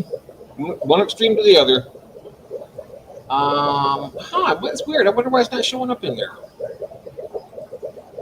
I don't know. Well, darn. All right. Well, let's see. Um, so it's Where not you showing. at? Where's Holly at now? Oh, Holly is right here. She says, saying snow here. Why? Where's she at? She's in Illinois, right? I don't know where she's Yeah, at she's now. Illinois. Illinois. Illinoisan. She's an Illinoisan. Still better than nothing. What I have. So we got. So Beto's Oh, in Illinois. Christine's in Illinois. Holly's in Illinois. Tiffany's in Illinois. I don't know where she's at tonight, but she's in Illinois. Yeah, a lot of people there. Holly, I'm ignoring the weather forecast. I know when I go outside. Oh, it'll be 70 on Wednesday, Dee Dee. Then get cold. yeah. Ah, They said it's going to be a little colder for Thanksgiving. Chief Savage is in Illinois. Okay. hmm. Well, I'm wondering why that doesn't show up in there. It shows that it's already in the database. Yeah, when you pull up lives, it shows I wonder if it's because it's so 10:30 p.m. Yeah. Oh, SC Catahoula. No, you're in South Carolina, right? Who's? SC Yeah. Yeah, he's not. I found out that's a dog, the Catahoulus. It's a leopard dog, they call it. They're big dogs. Yeah. They're pretty dogs. They have the ones I've seen have blue eyes. Mm-hmm. Yeah, prime time is in Illinois. They're into the Chicago area. Weather in Missouri changes much. The forecast can be unreliable until the last minute. Well, we got a saying here in Michigan: you can have all 4 seasons in 1 week. You can have And some. we've had an actual fall this year. Yeah. Yeah, I believe you're right, Beto. I think primetime is there because they're real close to Chicago. Mm-hmm. So Well, darn it! I wish. yeah, normally we have like 2 days and then it's winter, and then in the spring we have like 32 minutes, and then it's summer. So Now, so can you do a wheel from your name on here and share it? I don't have a live stream going. Oh, so you could, oh, okay. I wasn't sure if you could do that on here as as a guest and share it and do it like I would. No, because I have to actually pick the live stream Oh, I see. to do it I on. see. All Now we right. can do it off of another way, but I don't do it often enough to. I'm kind of spoiled with this one. I know Christine's done it a few times. I don't know if you want to pop up your Christine and try it. I'm not sure if that might work. I don't know. I lived in Misery for a little bit. Oh, Missouri, Missouri, Missouri. He calls it Misery. And I forgot the name of the site that Foxy goes to. Let me see. I'm gonna go in here myself and see if I can. Foxy and Brian used to have star sapphires. They're pretty. Oh yeah. Yep, those blue star sapphires. They're really nice. African cichlid. See some. Mm-hmm. Yeah, Yeah, you were talking about winning some fish on Dan's Fish. Back when I was still kind of brand new to more than a 10-gallon tank. I went on there and I won like 6 coolie loaches off Dan's. Oh, I haven't wow. ever won since. Cool. Cool. I'm surprised. That was the first time I ever won on Dan's Fish. And yeah, first time ever. Oh, and Cheryl, I got their Geo Svenny. Oh wow! Oh, from Primetime. I do it off my pre-scheduled link. I don't know how to do it without it. Ah, okay. Huh? I wish I could figure out a way here for that. And I don't remember the one that we go to. I'm here right now. It says for me to create a giveaway. I don't know if that'll help you or not. Well, if you click on it, you got. That's when I look for your live stream and it's not there. Let's see here. Oh, here's that select live stream. Live now. Oops. The StreamYard used to have one, but I haven't used that one either. It's not showing me. Yeah. Oh well. Oh well. We tried. Yeah, I don't know. Wow. That's something else. Wheelofnames.com, all one word. Let's see what we got. Well, you know what? Tomorrow night. Hey, I got an idea. Tomorrow night, you can ask Christine here because we have a live stream tomorrow night at 8:00 on her channel. Could we do it there? What's tomorrow? Tomorrow's Tuesday.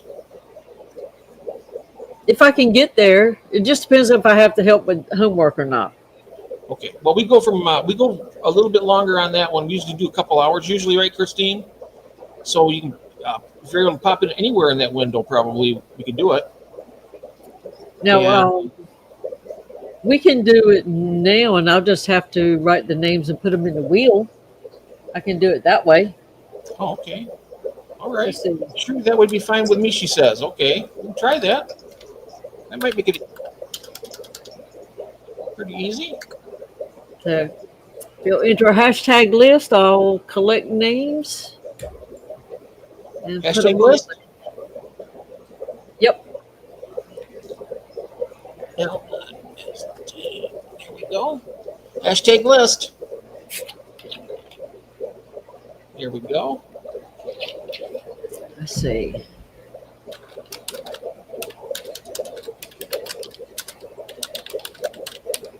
I'm just going to do easy names.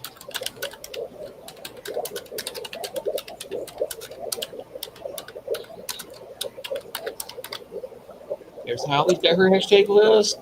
Lucia. Elaine. Hi, Elaine. Hashtag list, everybody. You're out there lurking. Hashtag list to get in it. Elaine won off of TGOE. Oh, nice. Congratulations, Elaine. I can't remember what she won because I was working, but I was listening. Okay, she got 1, 2, 3, 4, 5, 6, 7, 8, 9, 10. Yep, and there's Beto right there. You got his on there too. I just want to make sure I got everybody so far. We got 22 people in here, and only 10 of them did it. Yeah. Hey, everybody, hashtag list. Let's see. We're going to call Chi Savage. Oh, she won a chunk of abuse. She just woke up. Okay, roll call. I won on Garden of Eden. I was so excited. They did too. Yep, Garden of Eden. So far, I'm seeing Jeff, Cheryl, Christine, Junebug, Drew, Kata, Sutton, Holly, Asia, Elaine, and Savage. Did I miss anybody? I think that's all of us in here in the chat. Properly here. Oh, Vito just chimed in. Yep, Vito did. Yep, and then there's other people out in the. I mean, I'm not trying to force everybody to. You guys out there lurking, if you want to go ahead and join, enter that, you can. Lots of winners tonight. TGOE was fun. I missed that. And Holly's getting shrimp. She won off of that. Oh, wow. Okay, well, Oh, Jesse's here. Jesse, just one more fish, just put it in. So are they Caradina shrimp or Neo-Caradina shrimp that you won? they had different kinds, so I'm not sure which one she won. Because I did see Caradina was one of the names. Okay, Jesse is my last person that I see. What the heck? Yep. Oh, there's Cinnamon Girl. She's got one. Caradina. Oh, I see. Oh Okay. Lord, what did I do in my list? I've lost it. Oh, somehow or another, I pulled the whole thing away from everything. Now, does that, if you just hit refresh, does that bring everybody else on there? No, I have the type of. Oh, Oh. my God! I hope I don't have to type start it all over again. Oh, I hope. I mean, I just go back. She's getting Caradina because now it's on a different tab somehow. Good Lord! I Oh, don't know how I did that. Because my YouTube, my StreamYard is not on the main thing anymore. huh. So it just disappeared? Is it down on the bar down there, or? It's on the bar, but you know how you can go from tab to tab? It's not even on that bar anymore. But I'm going to see if I can find it. Oh, I'll try to share the screen. I might have to. Okay. It looks like it got it. Oh, good. Okay. There it is at the stage. Cindy is the last person, right? Last person was Cinnamon. Yep. All right, and remember, you've got 30 seconds to respond. Say, hey, I'm here. You know, type OMG, just anything. Yep. You say, once I call out your name, I'm going to push the 30-second timer.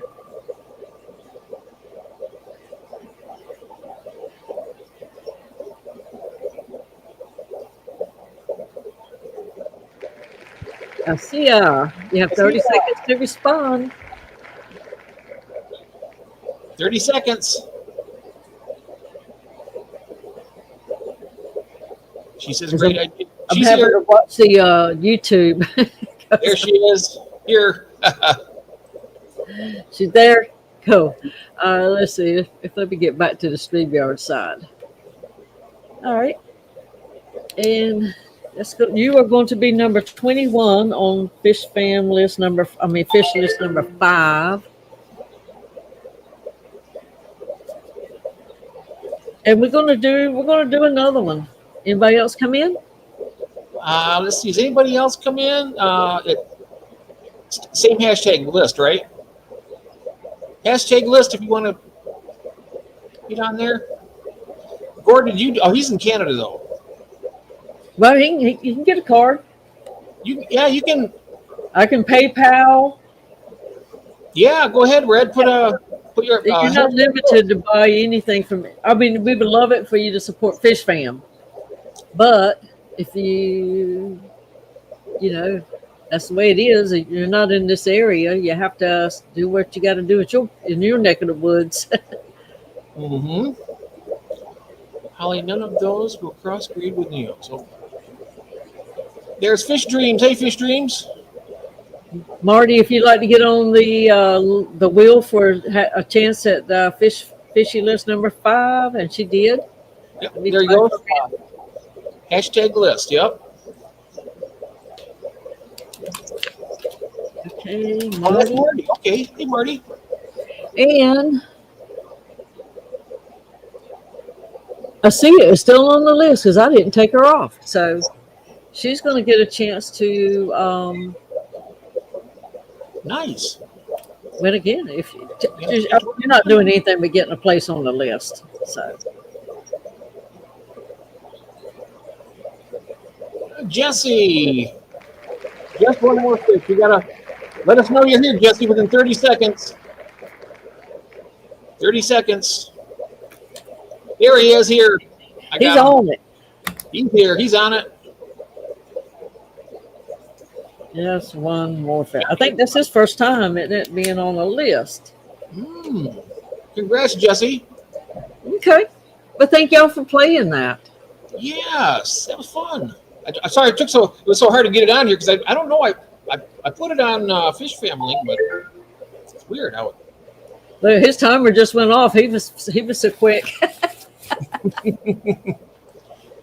But you know, this one here, that's 2 $100 winners off of just this list out of 50 people. So Nice. So you just have to be watching the Hot Mess Express. That's where we do all of the final rounds. I can be anywhere and collect and add to it, but all of them will be given away through Hot Mess Express. Now, Hot Mess is on Thursday. Is that right? Yeah, Thursdays at 6 Eastern. Yeah. And we usually go about 2 hours. And sometimes we do it sneakily, like we go in and we type it and it comes in the chat. People have to pay attention to the chat because we don't even mention it. And then we roll the dice. So if you're not paying attention, you might miss out. But for those that are paying attention, they have the better odds. But we've given away 3 $100. And Chattanooga Ed won the Spooky Dookie contest. So he won a $50 gift certificate. And we're going to have yes, I am very sneaky, June. You should know. She's my younger sister. Yeah. We're going to have a new game at Christmas for the month of December. And it's going to have something to do with Santa's sack.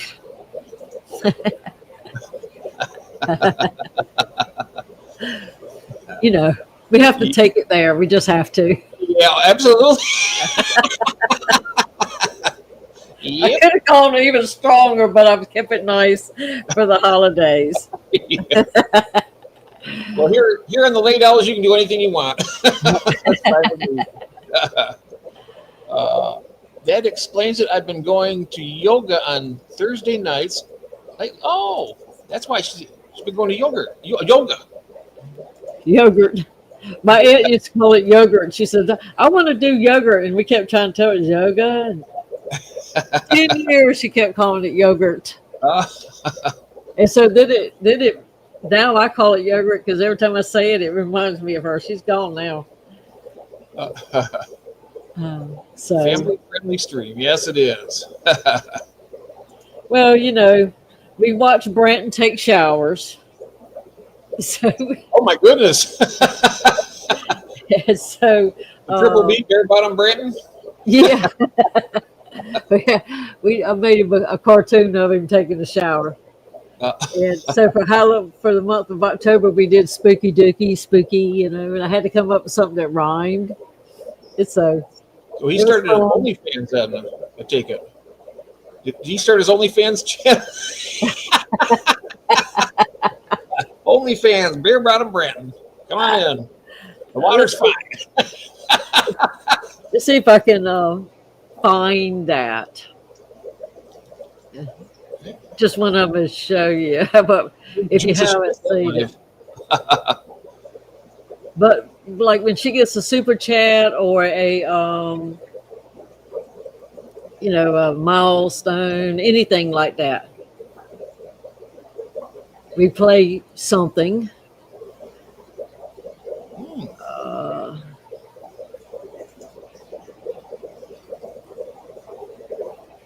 But you know, he's fun. He's easy to play with like that. Oh my gosh, I've got so many. Oh yeah. I'll just pull this one up. Spooky Dookie was fun. That was the one that Chattanooga had won. Spooky Dookie. Make money there. What did I miss here? Oh yeah, at the. You might have to. I pulled it up down there. Oh yeah, at the stage. Sorry about that. That's all right. Big boy. Eduardo.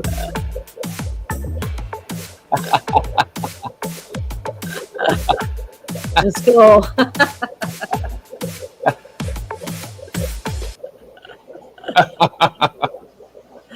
Dee Dee, I have an idea for Christmas giveaway. I'll email you, she says. Where are you going to email her to? My email's on fishfan.link. She knows where she already has my email. Oh. Yeah, you know, he's got that Latin rhythm there, Junebug. And Eduardo, I've been texting him this afternoon. He's going to be getting out of the hospital tomorrow. Good night to see you. Have a good evening. Thanks for stopping in here. And So- congratulations. Congratulations. He had a quadruple bypass, so Who did? Eduardo did? yeah. I wonder why I haven't seen him in a long time. He's been So, you can go on fishfam.link, get his email, and send him a little something, yeah, get well soon card or whatever. absolutely. Do that. Yeah, he's had a pretty rough year or two with his health. So, Yeah, you know, that's we can't take it for granted. absolutely not. I tell you what, every day above ground is a blessing, I tell you. Yeah. And not just above ground, but the fact you can get up and move around because Absolutely, yes. That's true. Kenny's been having a rough time. They thought he had a stroke after the clash, and then he had a heart attack a week ago. Oh my. So he's not very old, really. How old do you think? I'm going to say he's early 40s. Oh, that's young, yeah. It is very young. So, I think when I was that old, look, he's slender, you would think as much energy as he's got, but things are going wrong with him somewhere, so maybe they'll get him figured out. yeah, I hope so. So, there's more of us. Of course, a lot of us, that's the reason we go into fish world is because we can't get out as much as we'd like to or would want to. And this is the easy way to have something to do, much less the YouTube aspect of it. Because when Yeah, I did fish tanks as a teenager, there was no such thing. You didn't even have computers around, you know what I mean? that's right. We didn't have any of that stuff. We just had I just had tanks. I didn't even really have anybody to share it with. Really, I just love to fish. And there might be 2 books in your whole county library, Yeah. and they were like 100 years old. So, I tell you, the technology now, we can go on here and we can look up fish. We can look up anything we want. It's so nice to. and there is so many people that you can contact about anything. And, you can find them on the link. You can find them in live streams. I mean, it's just amazing, how easy it is now compared to the way it was back then. Mm-hmm. Now, I can get out and go and all that. But when the Rona hit, the kid had to stay home, because school's closed out. And since she was born at 24 weeks, so everything that comes around she gets, and she can't fight. Her immune system is real low. So we kept her out the next year too. And so I was home. I was stuck home every day, while school was in. And so then it became she had 2 little 10-gallon tanks that she had bettas in, a few guppies, that kind of stuff. And then I got a 55, and then, you know how it happens. Yeah, that's right. You kind of one step in front of the other, and before you know it. But, all these people was showing me what was in their living rooms and everything. So it's like, I wasn't looking at something in the store. I was looking in people's homes. Because I don't have anybody else but one person that keeps fish. And she keeps little teeny tanks. But that's the only person that I've got that I can go see in an hour, and she lives with my cousin that I go visit. So, Yeah. We share stuff. Yep. But other than that, there is nobody. Everybody thinks I'm crazy. Well, no, what's saying it is you go, you find some fish that you like, you fall in love with them, but I can't take them because I got these fish in here, so I got to get another tank to put them in. Mm-hmm.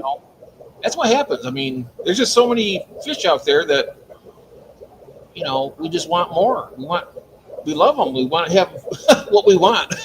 You get enjoyment out of your fish. I mean, Oh yeah. for somebody who doesn't have the interest, they could never imagine how we pick up on a fish's personality. because it's just a fish, you know what I mean, to them. But we Well, know which fish have personalities. Some of them even have names. yep. Well, the thing with it is also when you're looking at each one of your tanks, that's their own world right there. Hmm. It's right inside that glass box. They're all right there, and this every world is different. You got different tanks, different fish. You know, you can just look at it that. I look at it that way. It's like, each one of these tanks. Of course, they're not real pretty. I like some of them better than others, but I'm trying to get into the point now where I can start doing some aquascaping a little bit and make some of these look nicer. I mostly just breed fish, but I'm at the point now I want to sit here and just watch them now. That'd be nice. Well, I never really, my idea of aquascaping, I would tie a plant weight to the plant and I kind of hold it over and like, you're free, go where you want to go. That's what my tanks look like they do. But I entered the aquascaping contest at the Clash 2 years ago. Had never aquascaped like that before in my life, but I learned a lot. I had a good time. Look, I had my tank done in 20 minutes. Oh wow! Everybody else worked all day and did final touches, and I'm done in 20 minutes. I'm back sitting down on the other side. It's like I can't do any more than what I did. Mm-hmm. It didn't matter if I stood there for 12 hours. It's not going to change because I don't really know. But that. Of course, you bring your take home. I did bring mine home, but that inspired me to really try to do better. And I do have one really nice looking tank, and that's my pride and joy. So to me, you can learn to do it. You can learn to do it. Huh? Most of your tanks are good looking. When I look at them, I like them. Well, that one is like everything is placed where it's supposed to be placed, and it was started that way, and now the rest of them, they started out nice, and I haven't attended to them. I started growing extra plants to carry to the Clash to sell for the Fish Fam link table. And I had so many plants on top, just like clippings that was growing roots, that I was smothering out the light for the plants that was actually in the tank.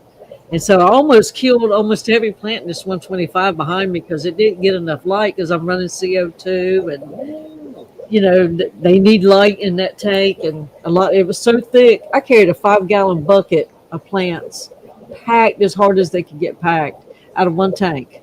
Wow. And I still had a tank full of plants because I thought I was going to be able to clear all of them, but I couldn't. I only had so much room in the truck. I had a lot of totes for the wedding. So June's mama had seahorses. Oh, those are interesting. Well, you see my little logo thing there. It's got a seahorse. I've never kept a seahorse, but I don't know. I know that. But who knows? Maybe one day. Yeah, Rainer. Rainer over. I think he's in Austria. Rainer, his name is. Yeah, he used to be something seahorses. Yeah, yeah. I'm trying to remember that name. Was it Crazy for Seahorses? He changed his name. I can't remember what the current one is. It used to be Crazy for Seahorses, I think. Yeah. But, it's like I was telling my husband, life is stressful. I'm raising a child in my retirement years. She's 14. And so my retirement plans didn't come to fruition. I planned to travel and do things. But since I have to be home because she has to go to school and, she has to have a routine. So now I had to come up with something to do at home. And these fish tanks are what does it for me. But when I've had a really rough day, I can come in here and stick my hands in this water and start playing around with my little plants and whatever. And it's all better. You know what I mean? Yes. So, I know what you mean. Exactly. Yeah. I have some really bad days every once in a while. I come down here. I just come down here, stay a few hours, and just watch the fish and everything. And it's like let all the stuff just kind of melt off you. All that crap. Yeah. And they need you. They need you to pay attention to them somewhat. Mm-hmm. Absolutely. She also had mean tetras. I like the way they swam together. I wonder if those are the bucktooth the mean tetras. Those bucktooth ones are the mean ones. They're like little piranhas. They're the green with the black spots. I wouldn't want to have those. Can't have Cheryl, any. Cheryl's gangbusters, ain't she? Yeah, Neon tetras. 80 plants or 80 tanks running and plans for 20 more. Wow, that's a nice round number there. 100 tanks. With all mine, I think I have maybe 40, and that's just under 40. I think it's like 30, I was 37. I was up to 40. I'm down to I think 20 now. Oh wow, that's 20 tanks is a good. That's a keep you busy. And a lot of those other tanks were small, and with Caradina shrimp, so your water changes took longer. Where I'm back to primarily fish and plants. Mm. And I'm enjoying. Before the shrimp were taking up so much time that I felt like I was like a slave to this room. Where now I can let it go for a week if I need to, and then bust hump and catch up, or I can work every day in here. Mhm. But before, if you let it go, you'll end up with a tank full of dead shrimp. But you're young enough that when she's old enough, then you can still go on and do the traveling later. I Well, I'm mean, not during school. what's that? We can't go anywhere during school. Go during the. Well, when she's done with high school, that's what, no, 4 years? Yeah, 4 years? Yeah, when she's out of high school, then you can travel. yeah. But I'm supposed to be doing it now. Yeah. I retired. I said 7 earlier, but I have not worked since I was 59. I had enough sick leave to carry me through for a year and a half or so. It got paid for staying home, and then I retired when that ran out when I turned 60. So, 60. hmm I've never. I mean, not that I'm 61. I don't think myself was old, but honest to God, I thought you were probably like 49, 50 years old. That's what I thought. I was like, I had no idea. Wow. I'm 67. What?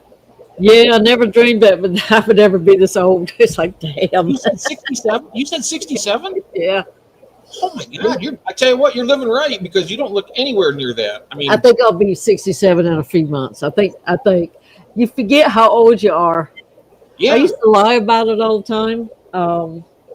When I used to go clubbing a lot. Of course, the guys would hit up on, hey, you look like a. I said, well, you know what? I'm very proud of my age and how I look. I said, could you believe I'm like 52 and I was only like 38? And they're like, well, damn, you look good, girl. I said, yeah, don't I? And then I walk away. hey, And then I did that so much, I had to figure out how old I really am. we were talking about that the other night. About when we were kids back in the the 60s and 70s and 80s. Growing up, and I think about how our lives were back then. We didn't have the computers, we didn't have the cell phones, we didn't have a lot of the things that are available right now. But you know what? I don't think I would have traded that for anything. Look, I worked the back of fields, the back of shrimp boats, the oyster boats. Mm-hmm. It was If a we different weren't in school, now I had a horse. I would ride him when we didn't have to work or something. But that's how Mom and Daddy made extra money. And my granddaddy was a tobacco farmer, so all the kids around there, 8 years old, I went to work. In fact, I was so short that I couldn't really hand the tobacco to the stringer. He would put cinder blocks down so when we would hand them the tobacco behind us, so they could wrap it on a stick. It wouldn't be so hard for them to have to bend over and get our tobacco. So they put us up on cinder blocks. And that's how we made our school clothes money. Yeah. So, but because I made my own money, I was able to pick out what I wanted, not what Mama wanted me to have. God. It's good to have your own money. You can get what you want then, right? Yeah. Because back in the day, she liked to order out of Sears Roebuck. Back then in the day, we had a catalog store where the package would come in. You go pick up your package at the store, but you got a catalog. And good Lord, when the Christmas catalog would come in, we would spend hours and days going through that thing, circling what toys we wanted for Christmas. Was that the Sears catalog book? Or was it Yes. Sears. Yeah. Yep. But we had one of those not too far from here. Of course, they closed all those. You had that, and you had like Rose's. What do they call that? Rose's, like department store. We had Woolworths. We didn't have stuff like that. Was fancy. Woolworth. We had Woolworths. We had, well, of course, Kmart. That was the average store. When you were a kid, y'all had Kmart. We had Kmart's, yeah. Wow. We had I Kmart's all. was grown raising my first batch of children before we ever saw a Kmart. Oh wow, we had them back. I think our last one closed down. Well, we still have one actually opened up on south of town here, but I'm not sure if that's a full-fledged Kmart or if it's just a franchise or something. But we had one on our highway here, not too far, and they closed that one down. I think it was in '89 or '90, something like that. My first stepson that I raised, I got him when he was like 4. He's 53 now. Yeah, they didn't have all that stuff. Oh wow, yeah, no. I remember the blue light specials. I'd go there. Oh yeah. Oh, them blue light specials, people would fight Oh yeah.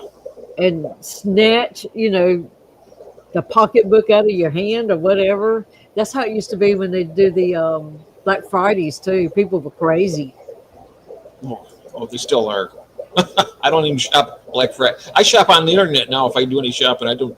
You know I what? don't I don't even do that anymore. Yeah. Usually, I mean, we all have TVs already.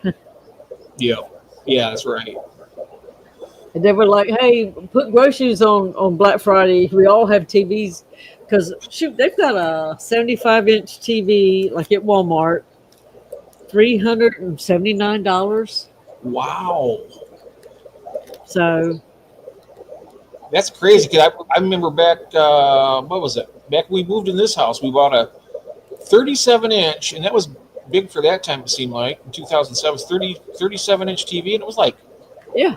$600. Yeah. Like it was that expensive. I had a 50-inch, what was the ones, they were still heavy? Oh, the Plasma. plasma TV. Yeah. Plasma. I paid like $700 for that thing. Oh yeah, they're really expensive. Oh, and our first microwave, it was like 3 paychecks for that thing. And that, just a little knob on it, a twist knob. Yep. All that new technology when it came out, it was like, ooh, Yeah. better get your wallet out. And the VCR recorder thing was $454. I do remember that. It was like, but that was the bomb diggity back then, We That's right. could go get movies at Blockbusters or whatever and watch all kinds of movies. We didn't have to wait for them to come on because you didn't have on demand and all that stuff. In fact, where I lived, we didn't even have cable because it was too far, remote. Oh, I remember when when my dad he left our house, he split up with my mom, but he had cable TV over at his apartment. We go over there. I think I watched Smokey and the Bandit on there when it first came out about 10 times. When my first husband and I got cable, very first movie. Now, these kids were like 8 to 10, 9 to 11, something like that. And the movie that came on at 8 o'clock had the F word in it. And I was like, oh my gosh, we got to shut it down because they didn't hear those kinds of words at the house. Now it's commonplace. It's kind of hard to find a show that doesn't have. Now I'll let one of those rip in a heartbeat. But back then, I didn't say anything off color like that. But it was kind of rough, because there was prostitutes in it and a pimp, and he was mean to them. It was like, oh my gosh, we can't watch this thing. Yeah. The whole kit and caboodle, I tell you. Yeah. And now, I mean, it's thrown at you all day long, either violence or sex or something, all day. Mm-hmm. But back then, even on the soap operas, when it got a little risque, it kind of was you had to use your imagination. Nowadays, it's like, you don't. They put the imagination on the screen for you. So nothing left to look for. Yeah. These little 8-year-old kids can tell you more than back in my day what a teenager could tell you. Oh, wow. I placed a bomb somewhere in your store. Oh, they did that. They did that in our building once, too. We had to evacuate the entire building. There wasn't any bomb. They went in there with a bomb squad. They checked everything out. I'm not sure if they caught that guy or not that did that, but yeah, that was for the state of Michigan too. That was where the not the governor, but the deputy director of all the employees for the state of Michigan was there. So she was like number 3 in the state. There was the governor, the lieutenant governor, and then her. And apparently somebody didn't get their benefits that they wanted, but they didn't qualify for it, but they were upset because, but anyway, they went in there and they threatened. So yeah, we had that stuff going on all the time. Terrible. LOL, GRB, yep. What is this? Doing some renovations. I promise no unsolicited deck pics. Yeah, there you go. That's a good one. Yeah. Start to feel what's that? The junk stay Brad in here? Getting history lessons. So Peter must have gotten back up. Yep, Peter's up. Have a big deck, GRB. Now, Judy's worried about GRB's deck. Yeah.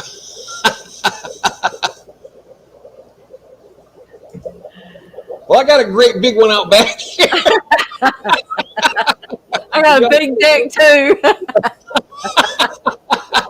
The whole length of the house here. Do you realize I have lived in 8 decades? You what? I have been alive through 8 decades. 8 decades. Yeah. Oh, yep. GRB says it's not big enough. Typical male problem.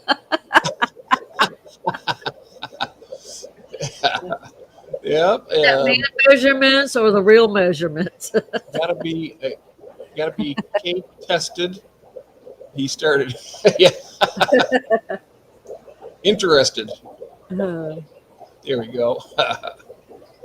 Well. Oh, it's so funny when I worked at the prison. Some of the fellas get lonely, you know what I mean? Oh, in the prison? Oh, yeah. Yeah. Oh. So, and sometimes all they want is somebody to look at them. So it's count time. You're not even supposed to be in the shower during the daytime count time.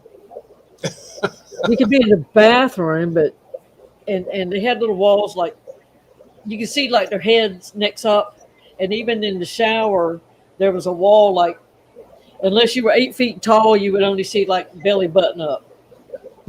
So I'll go around doing my count because you have to count them where they're standing, and you go on one side of the wall and you come back around. If there's anybody in the bathroom, I had to go in there and do my count. And instead of him staying in the shower, he steps out to the middle walkway. He said, "Here I am." I said, "Look, the little fella don't count." And I'll come around and walk away because I tried to deflate him, because he flashed me. And then his butt got a write-up too. Oh, jeez. Those guys. You know, you ever Hot seen that movie dog called, egg. there was a movie called Office Space. Have you ever seen that? The what? It's called, a movie called Office Space. Uh-uh. Oh, geez, it was funny. These corporate guys, they were trying to get a program in the computer so they could take a portion of a penny out of each transaction. But Yeah. this company was huge, so they were making like $300,000 a day. And they said, "Well, they're not going to miss that. They're going to miss that pretty quick." And they were talking about going to prison and stuff. They were worried about, getting caught and going to prison. And they're talking. Says, "Well, the prisons now, you have conjugal visits there." The guy says, "I've never been to prison, and I've never had a conjugal visit." Like, it was so funny. Oh, Lord. God, I was in prisons for 30 years. But I was a secretary the first 15 years, and then I decided, I don't know what the heck got in over me, but I thought I wanted to finish out on the correction side. Because you can transfer and go anywhere you want to go in the state on that side, but on secretary side, I was the superintendent secretary.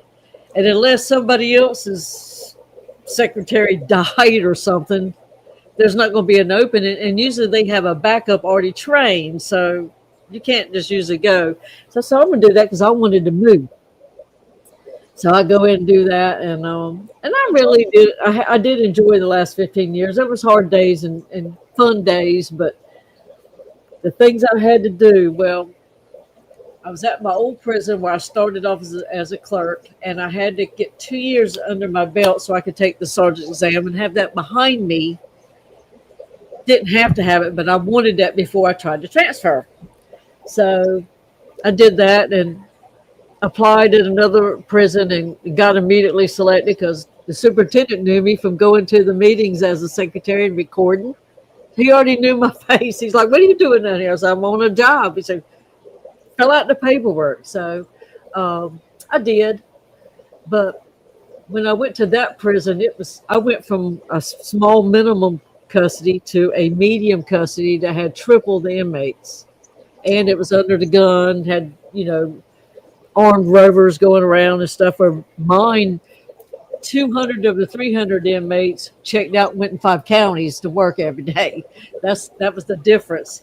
And so it was like a culture shock. Well, they throw me on second shift, which is 6 in the afternoon to 6 in the morning, which for a female at nighttime is very rough. Oh, yeah. At 10 o'clock, the gate's locked, and you've got 2 wings, and you have to go back and forth, back and forth. Now, it's your job to make sure everybody's alive, you know. Yeah. And in the wings that you had the sick people, and a lot of people, that was their last step before they pretty much died. I would stand by each bunk, and I would make sure their chest moved. Even under the covers, you can see it if you learn to look for that. And go, because sometimes people would die and be dead for 8 hours before anybody realized they were alive anymore. So I said, that's not going to happen if I'm going to be responsible. So, but that's what you have to do. Well, if you're moving around, which is what you're supposed to do, somebody's eyes are moving around, then their hands are moving around. You know what I mean? Yeah. And so when I would look and see these eyes locked in, it's like, oh, heck to the no, this ain't going to happen. And so I learned the trick. I almost went to the corrections. I almost did, but I didn't. That was the most aggravating part. So I would go get him like, "Come here," and I'd make him go to the hallway. Of course, he'd get deflated and get mad, like, "You're tripping," I ain't doing that. I said, "You better roll over and not be looking at me." Well, it wouldn't be long. I catch him, his eyes locked in on me again, like, "Come here." And finally I learned, I said, "Look, I can walk you up and down all night. It's going to wear you out.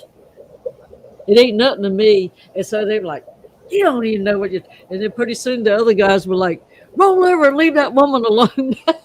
Because they couldn't sleep with me waking up hollering to get him in the hallway to fuss at him. But I only had to do night shift for 1 year, and it's like, oh my God. You still have to deal with that in the day, but nothing like at nights. But Mhm. That was the hardest part. Oh, you ordered your air pump. Okay. Yeah, I can imagine. I mean, my cousin that have a friend that worked, and here in Michigan, I don't know if they have any. They only have one up in Carson City here. I think it's the only minimum security. And then they got like the out in Ionia, which is about, I don't know, 20 miles from here, uh, east of or no west of us, and it's a Supermax. And I tell you some of the stories they would tell when they that place. I tell you what, I'd be having nightmares. What they do there? Oh, Now, they mutilate themselves. now Just so they can get out of the- during the day, you're in a building by yourself with 134 people, murderers to thieves, Mhm. rapists, all kinds of things. And you're there with a can of pepper spray. And you're not locked away from them. You're amongst them, and you're expected to patrol the wings. And if they're acting up in the bathroom, you got to go in there and shut that down. If they wanted And, to, they'd probably be dead. Then, huh? if they wanted the guard dead, they'd probably be dead. It would be so easy for it to happen. I got assaulted a couple times, but not bad. I got threatened a lot of times, but you know, when you get closer to that year, like you can retire, you can't start over somewhere else, and then you'll just have pissed away all that time you've invested. So yeah, Beto, it can get rough in there because some people don't like to take baths. Oh wow. But now the prisons I was at, none of them was like basically what you see on TV as far as don't go in the bathroom because our bathrooms were set up. You had to be down and dirty and quick, and because if you don't see it, somebody's gonna come and tell you. Like you got to check see what's going on in there. Everybody they love to tell on somebody in there. Oh. If it ain't them, as long as they're not involved. Always trying to get somebody caught up on something else. Yeah. Or you come in the next day like you should have seen who was washing so-and-so's back last night. I said, why? You weren't involved? And then he got that to say. They want you to know though that somebody else ain't the man you thought they were. June says, "Don't drop the soap." Yeah. Yeah. Oh my. Yeah, it's not for everybody to do that kind of work, and I would not recommend it to nobody. Mm-hmm. Because it's, you know what, as bad as some of the people were in there, I've laughed a lot with some of those people. They kept your day passing. Sometimes you might work an 18-hour shift, and it was you an inmate, so you had to have a way to not die from boredom or, I tell you something. I think they should be classified up along with the military for your service and stuff, because you guys are doing a service. We're doing a service there to keep people safe, keeping them in the prison. And, I don't think they get enough recognition for what they've done. I mean, that's a terrible job. Well, actually, they're kind of seen a lot as like second-class citizens in a way.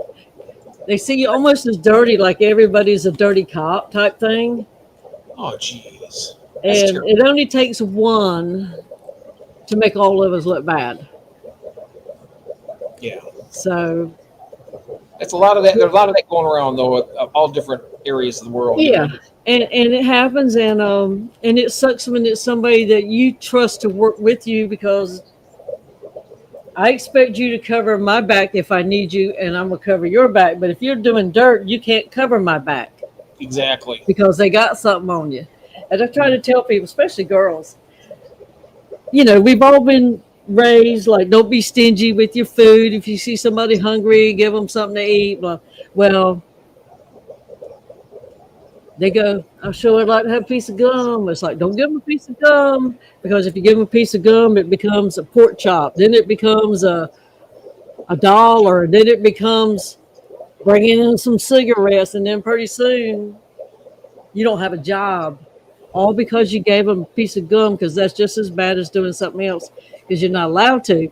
And so once you do something like that, they got you over a barrel, and now you either have to lie and say you didn't do it and hope there ain't proof somewhere, Yeah. if you're able to do that.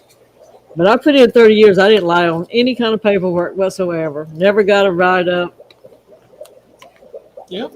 I mean, I played by the rules, and that's what carried me, because it ain't worth it in that world. And I'm sure you're glad to be out of there anyway. Yeah, Glad to be out of there. yeah, because I had to get up at 3:30 in the morning, and I didn't get home until 7 o'clock the next night if I didn't have to work overtime. Oh. So that's Yeah, I remember you said you we get had an hour, a little bit more than an hour drive each way, and you had to be there in time for lineup. But you also had to get a pat down to go through, so they had to have time to process you to go into the gate. So yeah, it was a lot. And if you had to do basically you're patting you guys down to make sure you didn't have anything. huh? So there wasn't a whole lot of trust with the if they're patting everybody down to go in. Well, and you have to be a dummy to get caught, because they only, and we all had to pat each other down, whoever was assigned to work there. But on women, there's places you can put stuff. You can bring that in if you wanted to, you know what I mean? Yeah. There's places you can put stuff, and even men, if you want to bring it in bad enough, that they can't catch from a pat down.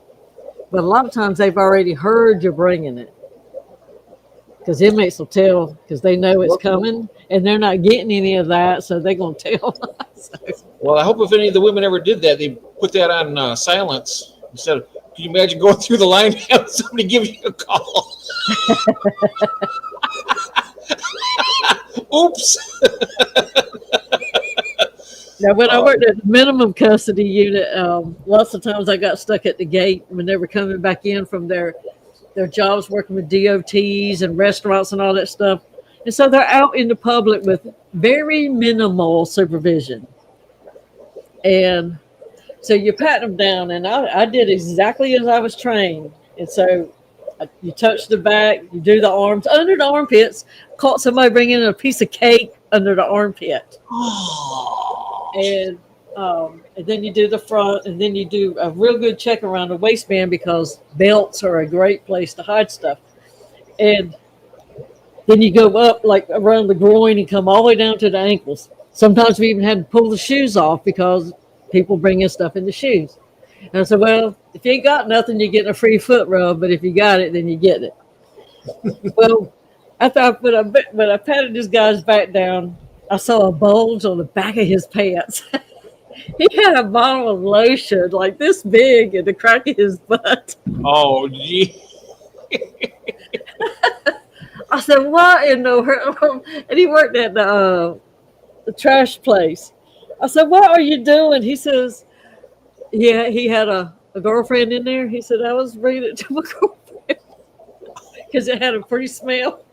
Oh. Oh. Like dropping them off and then back in a quiet squad. I couldn't be Now, locked up for 8 I hours. did not have to do when they pull their clothes off and do that search. I did not have to do that as a female. But if something was listed as an emergency situation, if the governor deemed it an emergency, I would have had to, and it would have been terrible. I would have had it. But my husband, he also was a correctional officer. Oh, he could tell you some stories. I remember my friend and my cousin, they said they get frozen quite often on the job there. They'd have to stay for another shift. Somebody calls in or Yeah, something. we did that all the time. And when you carpool, now you ain't got no way home. Yeah, that's So lots of times the person that drove would give you their keys, and they would all find a ride home. Because we had like 4 people in our carpool, sometimes 5, because it saved gas money a lot, and the wear and tear. 2 hours a day on your car. It don't take long. add a couple 100 miles on your car each month. So Mhm. we would carpool, and everybody had a week. But yeah, Yep, but if you were the one that had to stay, then it's like, dang on. I know it. Especially after being in that terrible place for 8 hours already, or 10 hours, or It's whatever. a 12-hour shift, 12 hour shifts. and Oh, then 2-hour drive. So it's 14 hours from the time you leave your house. If everything goes great. yeah. If it goes great, then it can go. But it can go bad pretty easily. And then if they need somebody to stay, they can lock down and do with less officers after the 10 o'clock count. So if you had to stay, you had to stay till 10. But then you had to be back at 5:30 in the morning. So you still Oh, have to drive home, get ready for the next day, make your lunches, because you might eat 2-3 meals there.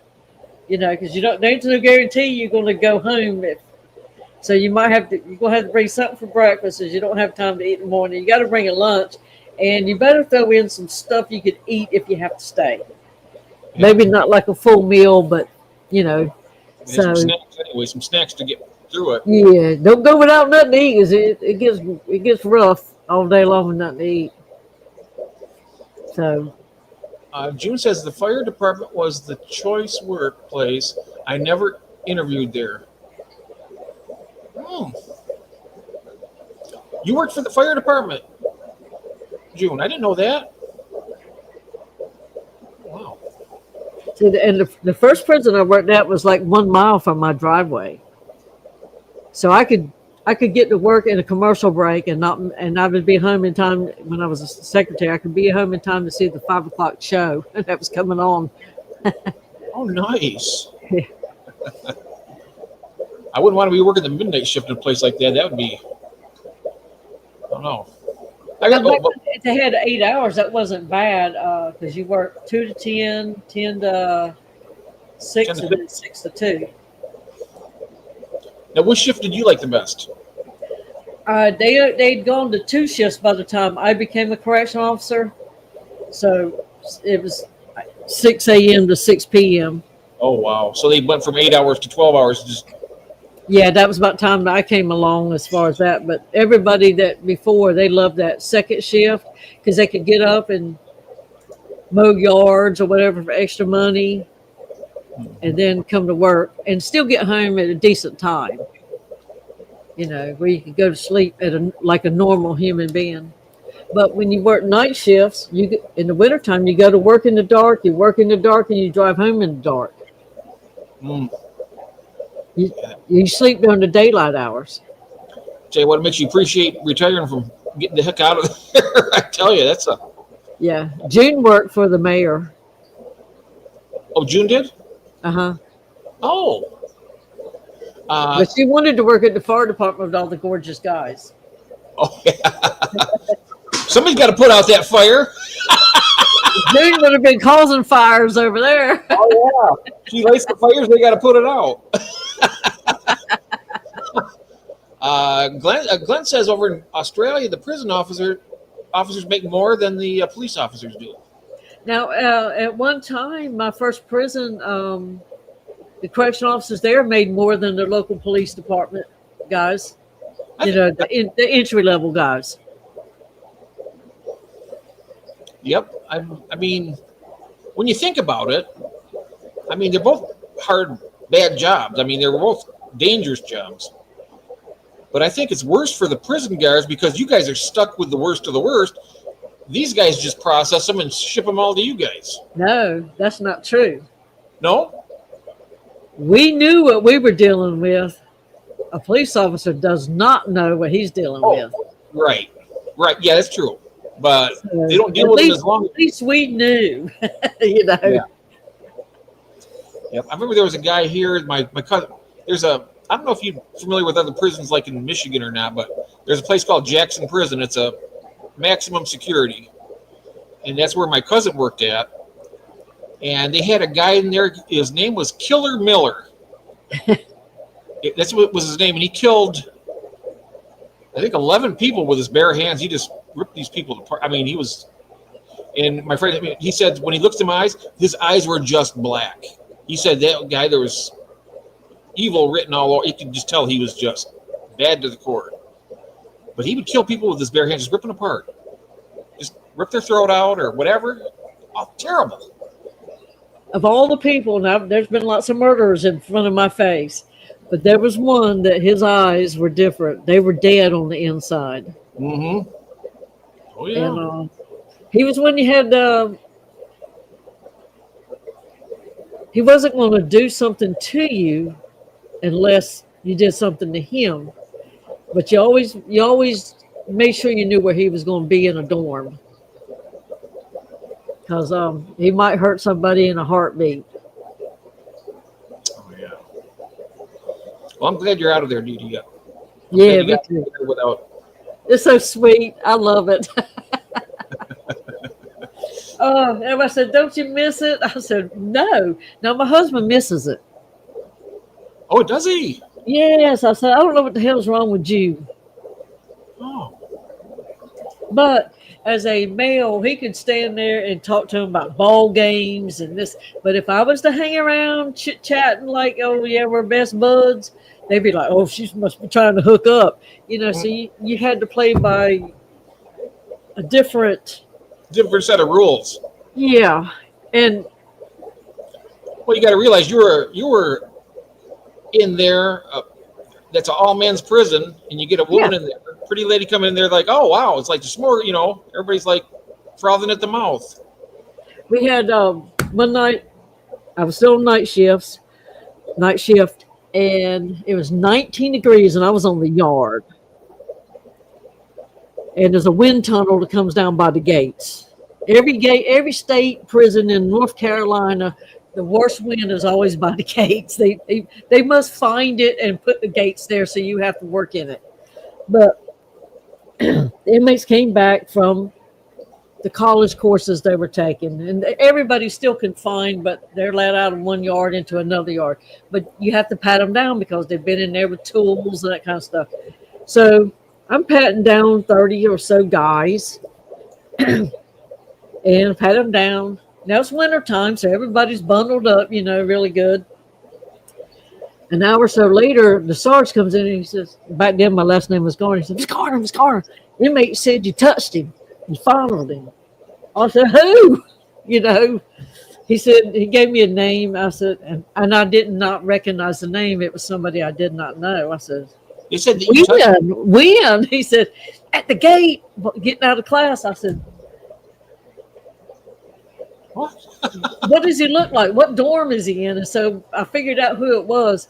What it was, the medical officer had said, oh, check him good. He looks like he's got something in his pocket. Well, I checked the guy's coat pocket. It was a Bible, one of them little teeny Bibles. And yes, he had little notes in it, but there was nothing suspicious in it. But he wanted to go over there and confront that officer. Well, he's on my yard. I'm not letting you out this gate to go over there, and now y'all getting a tussle. It's on me. See? I was like, no, you're not leaving the yard. And so he got mad because I wouldn't let him go over there and get in an argument with this officer. So I did not know the boy's name until that night. Well, when he went over and made his complaint, told the captain what I had done, captain cussed him out. Called him all kinds of colorful liars, Yeah. But then I had to come over and he said, this is what he said, blah, blah, blah, blah, blah. And I no, I didn't. Look, it's 19 degrees. You've been standing there for 15 minutes. What could I fondle at this point? You know what I mean? I would have had to go search and rescue mission to find something in 19 degrees. But we had a good laugh, but I had to write and say I did not touch anybody. I did the standard as I was trained, pat down. You meet all kinds of people, GRB. Yeah, I'd be thinking you'd be walking around there, they'd be probably trying to grab at you, I mean, I've been grabbed, yeah. They're animals. I mean, they've been in there, they haven't had a woman in a long, you're in there. Oh yeah, you gotta pay attention. Of course, the boy that grabbed my butt, of course I had him locked up, and they probably, they did the little thing, and they decided he needed to go to transfer, which now they got to go and start fitting in all over again somewhere else, and it's rough on some of them. And he was young. Well, as he was coming out of Seg in the van down to Sallyport, somebody had to open up Sallyport, let him in. Guess who that officer was? So he was calling me all kinds of names, and F you and blah blah blah. And so I'm like, see ya. Wouldn't want to be ya. I'm gonna go have me a pizza now. I said, did you get your money's worth? Yeah, just, yep. Say I'm going out to eat. You guys are gonna stay here. I tease him like that. Say, nope, you ain't getting nothing. No, he was cussing me. You could hear him all down the road, just a cussing me. Hey, Similar eyes, but oh, look at this. Both types constantly studying you. Oh wow. yes, Make the hair grow on the back. there was There. nothing for them to do but to figure you out all day long. You've got 100 and some plus everybody else on the yard, and every day it's a different batch of people because you're moved everywhere. So, but they've only got one officer in the door most of the time to figure out: are they going to work, or are they going to fall asleep, or are they going to this, or are they going to that? So, It's like a zoo with dangerous animals. Zoo, just a zoo basically. we had one dorm that was called the dog pound. Oh. Because that's where a lot of the rough guys that worked on like what people think of as a chain gang. And you had to be kind of tough, to go out there and swing a bush axe all day and that kind of stuff. But as bad as they were, my nickname for that dorm was the Dragon Lady. Oh, that's what he called you, was a dragon lady?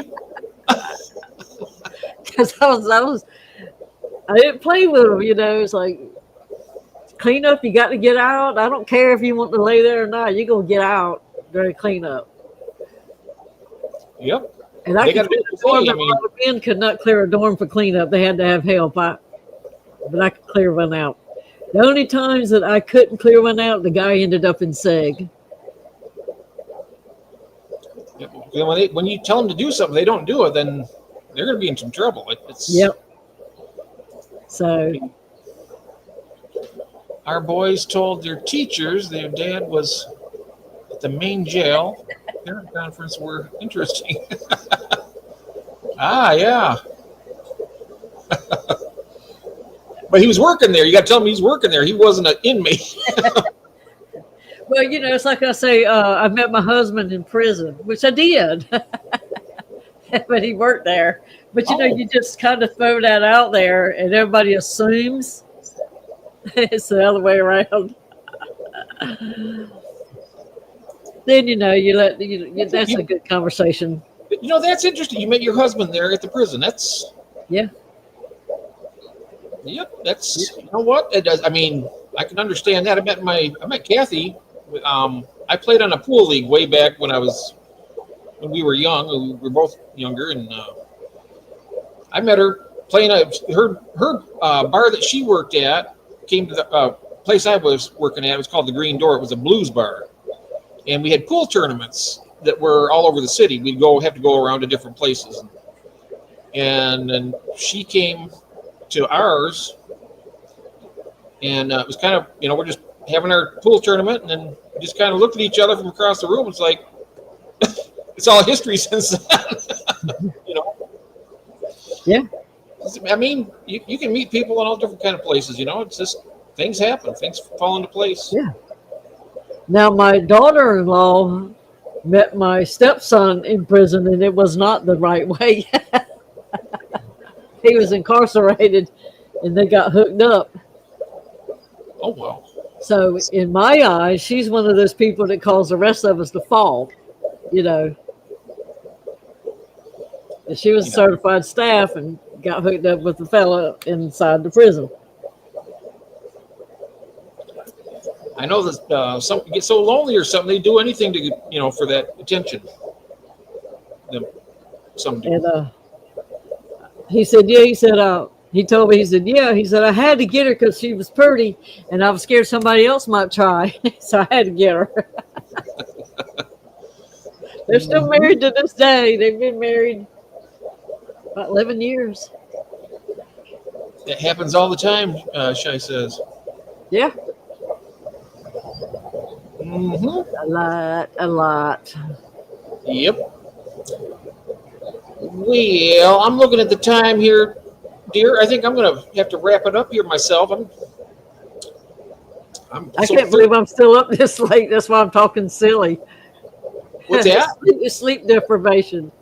Oh, I can stay up later, but I could go up and get myself something to drink, and I could go on for longer actually. So I can. Oh my God, I gotta go to bed. I gotta get up early. Oh, okay. Like 5:30. It's what, 3.5 hours or so. I gotta get up. I tell you what, I really enjoyed having you up. Let's do this again soon. Come on in here anytime you want. I enjoyed talking with you. Well, normally, I can't sit down, but tonight it just worked out. Oh, good. I'm glad it did. That I could. I'm very glad it did. I enjoyed it, and yeah, I'll try to do it again. Okay. But that sounds good. And if I get a chance, maybe I can pop in on Christine. That's on Christine's channel, right? Yep. Tomorrow night at 8 o'clock. And do some more fishy lists. Oh yeah. Thanks. Because whoever was in here tonight, they had a good opportunity to get on the list. Mm-hmm. That's why I went ahead and pulled 2. If we're in here, we got an extra chance. Yep. So, but anyways, I had fun, and thanks for letting me come up with you. Oh, absolutely. I had a great time, and yeah, it was fun. Dee Dee, you're always welcome. Absolutely, you are. I promise I won't say dibs. Dibs? No dibs? You can call dibs if you want to. Yep. A little dib will do you.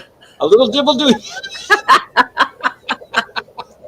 That's true. I gotta go. Before I say something I might regret. All right, bye, y'all.